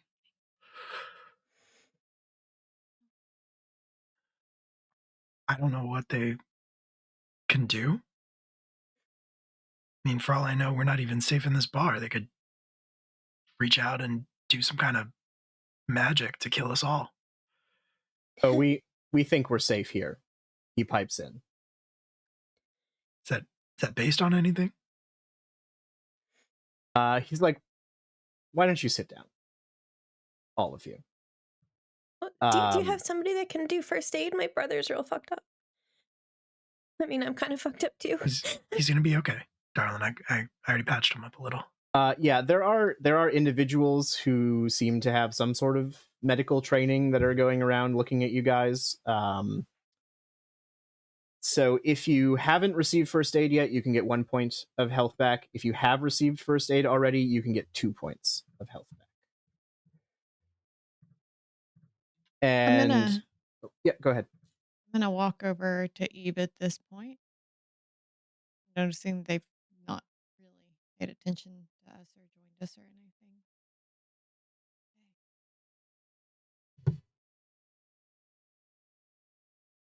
When you come toward them, they register that you're there. She looks up, can't meet your gaze. Hey, I'm fine. It's okay. It's okay. You don't look fine. No. It's fine. It's fine. It's okay. I'm just gonna kind of reach out my hand. They'll definitely let you take their hand, but not the one that Betty held. Fair. I'm just gonna kind of look back at the others, but I won't move from where I'm standing at this point. Yeah, if you try to talk to her, she's just like, it's fine. Everything's fine. Just like a repeat of that on like a loop. Yeah, that's The hot union man is like, listen, I know you've had an experience, but we are dealing with forces here that are a little older and more terrible than I thought that we were dealing with. I thought we were dealing with stupid capitalists, but I think we're dealing with something else. A long time ago, this town was not named Ashton Falls. This town was named Innsmouth, and something very bad happened here. My ancestors and the ancestors of many of the people here did some terrible things. They worshipped some terrible gods. And for their sins, the United States Army invaded and wiped us out. Innsmouth was burned, and it was refounded as Ashton Falls. And we who survived and rejected that heritage came back, and we rebuilt. And we decided to ignore what had happened before. And we were doing fine until Regina Scarlet and Derleth Enterprises came in and wiped out everything that we had built. All of the community that we had built in the aftermath of this, gone in the face of corporate, stupid bullshit. And this is what I've been fighting. And I'm sorry that you got tangled up in it, but it seems that there is far more going on here than meets the eye. And the only thing I know how to do is fight back. And I think we need to fight fire with fire. And at that point, an individual that you have seen but has not spoken stands up and moves next to Hot Union Man and says, or with water. And he introduces himself, and he is Father Theodore Barnes of the Esoteric Order of Dagon. And he says, long time ago, Dagon protected this city. And when we rejected Dagon, it allowed individuals like Regina Scarlet in. Agents of Nyarlathotep, a being of terrible power. And I think if we can summon Dagon back, we might have a fighting chance. You are aware that we wrestle. It's a show. It's acting. It's not. I've seen you. You're all far tougher than you look. And if I'm going to be quite honest, well, maybe not you, Don. You are as tough as you look. Actually, all of you are in fact far tougher and look tough. Excuse me, I misspoke. All of you are incredibly tough. And if my plan is going to succeed, I'm going to need your help.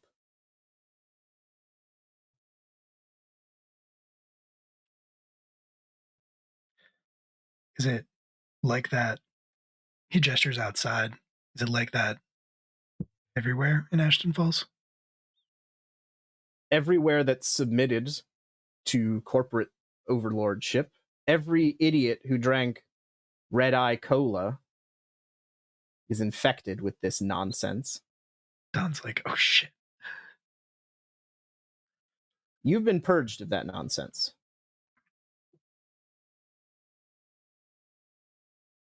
Wait. If does tossing the alcohol on them make them can they survive? Yes. At least that's what we figured out. We had What? some idiot come here, go crazy, started knocking people over. Someone hit him with whiskey, and he was fine after. What happened to the clones from the ring? We ran. What happened to them? It's a good question. I have no idea. So we have to go throw drinks on people, like. Well, yes, but there is a hangar outside of town that's got crop dusters. And we've got kegs.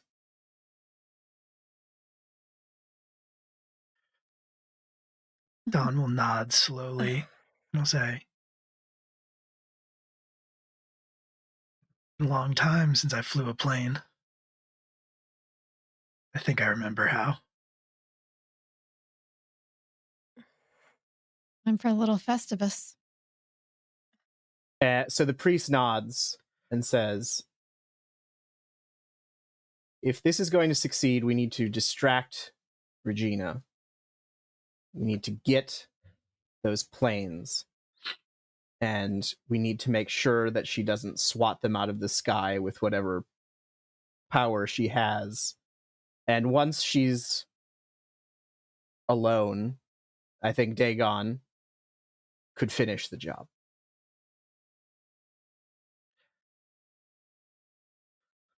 Well, that's going to be real tricky because, yes, she was obviously wildly attracted to me, but I have to fly the planes.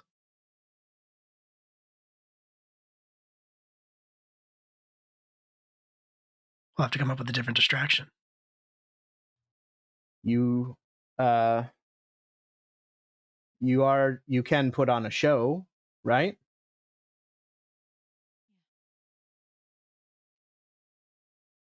I mean, Listen, the That we last can we do. saw, Regina is in her office at Derlith headquarters, which is that obnoxious skyscraper, the one tall building in the city. If you can distract her long enough, that should give me time to summon Dagon and should give Don and whomever goes with Don time to get those crop dusters in the air and save people. How long do you need? As long as you can give us. You can find a way to send me in as bait. I don't know if that's a good idea. Are you still holding my hand? Mhm. I think you get a squeeze. And Evelyn's like, we'll go in as bait. I spent a fair amount of time with them doing the modeling. She might be able, fairly easy to convince her that I'm somehow under some sort of spell, but I've also been around her enough that I might be able to resist whatever she's doing. Listen, I'm pissed off. I feel like that's enough resistance. both Hot Union Man and High Priest are like, it might be best if as many of you are there. Don, we can provide you with any union support that you need to get those planes in the air.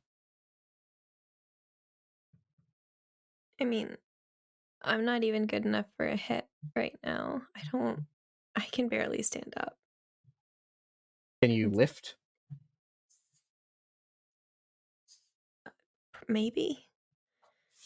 Well, we don't want to unnecessarily risk anyone's life, so if you're not comfortable or not able, maybe you should go with your father.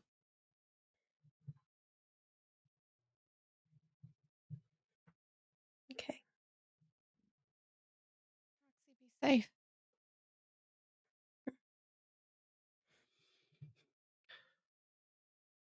And you. It's been very, And- very.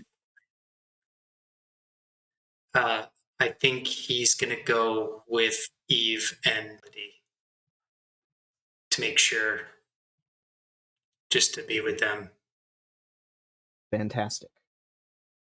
I think then at the splitting of the party, that is a good place for us to fade to black with a somewhat plan in place to maybe deal with all of the garbage that you all have experienced this evening.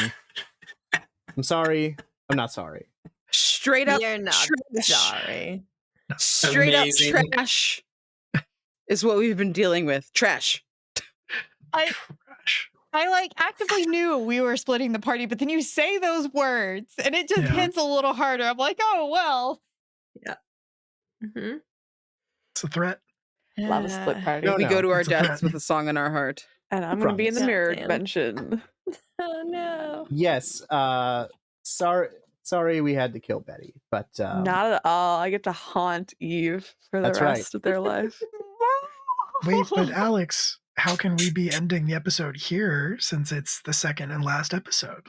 oh my gosh, because we're back by popular demand for one more episode. Ha! Encore! Oh my 6 gosh. seasons in a movie. I don't think Roxy's gonna last that long, y'all. I don't think any of us are.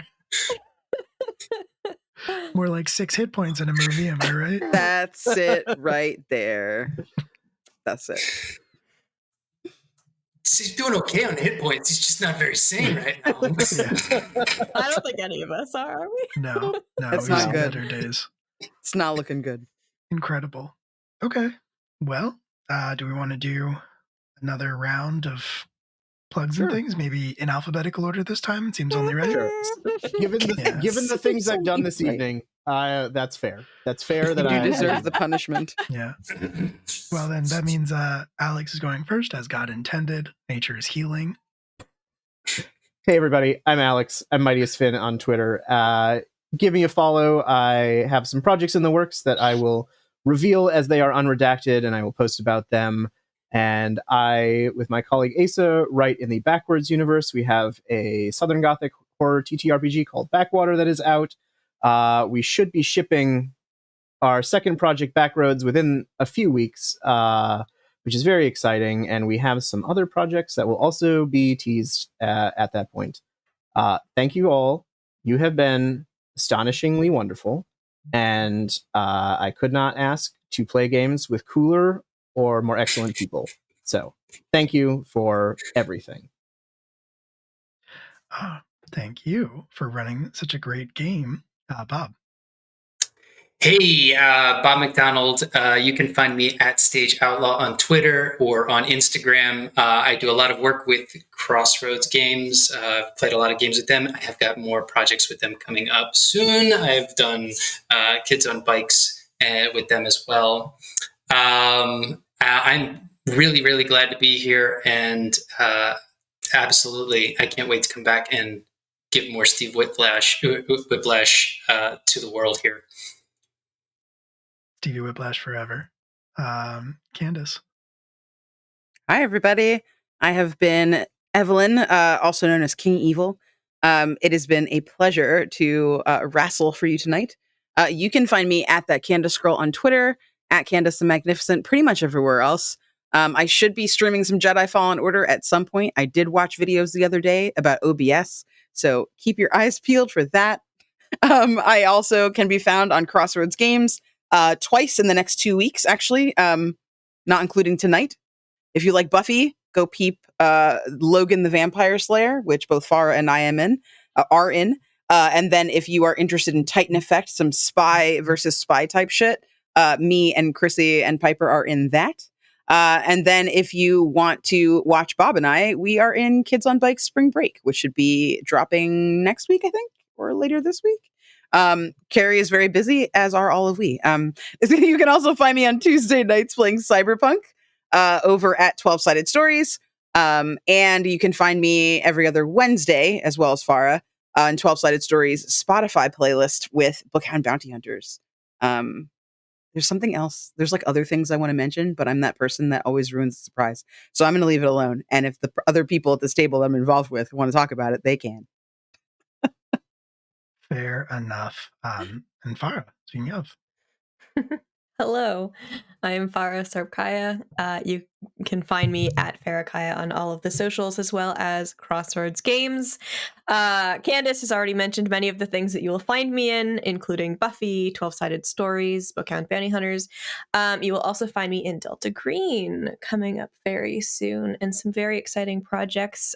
We've got a Shared Dream later on this month, I think on the 31st, over again at Crossroads Games, and a bunch of other places, so follow me on the socials to figure out where I will be, including here for part 3 of this incredible fucking terrifying thing, Alex. It's incredibly terrifying. Incredibly stressful, incredibly wonderful. Chrissy? Oh, yeah. Hi. I'm Chrissy and Keller, currently in a state of emotional despair. You can find me on all the fun internet spaces as Chrissy and Keller. And I have some fun stuff coming up. On Tuesdays, you can find me with Candace over on 12-Sided Stories, doing Cyberpunk. And then, as Candace mentioned, doing the Fight and Effect with Crossroads Games, and also a little Delta Green maybe with the lovely Farah. And also, hopefully, it was supposed to happen this past Monday. We had some tech issues. So hopefully this upcoming Monday, we'll be over on Weave the Tale doing a game that's supposed to be a promotion for Black Ballad. And yeah, we're gonna be playing some Dead Bitches, and I am very excited for it.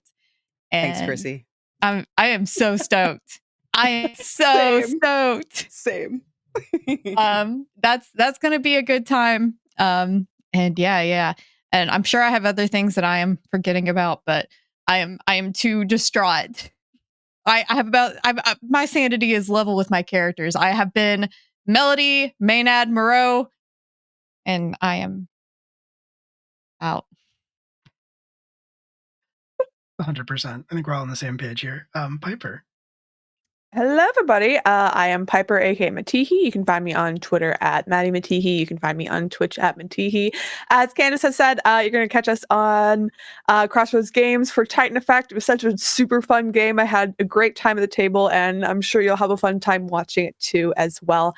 Unfortunately, I won't be here next week because I am deceased. But once you are finished, of course, watching this episode, you should pop on over to Bat House RPG and watch the VOD of Shattered Dawn, a cyberpunk red game. It's going to be a 6-part episode, 3 parts in April, 3 parts in May. It's going to be messy. It's going to be gay. We've got trauma, and probably smooching.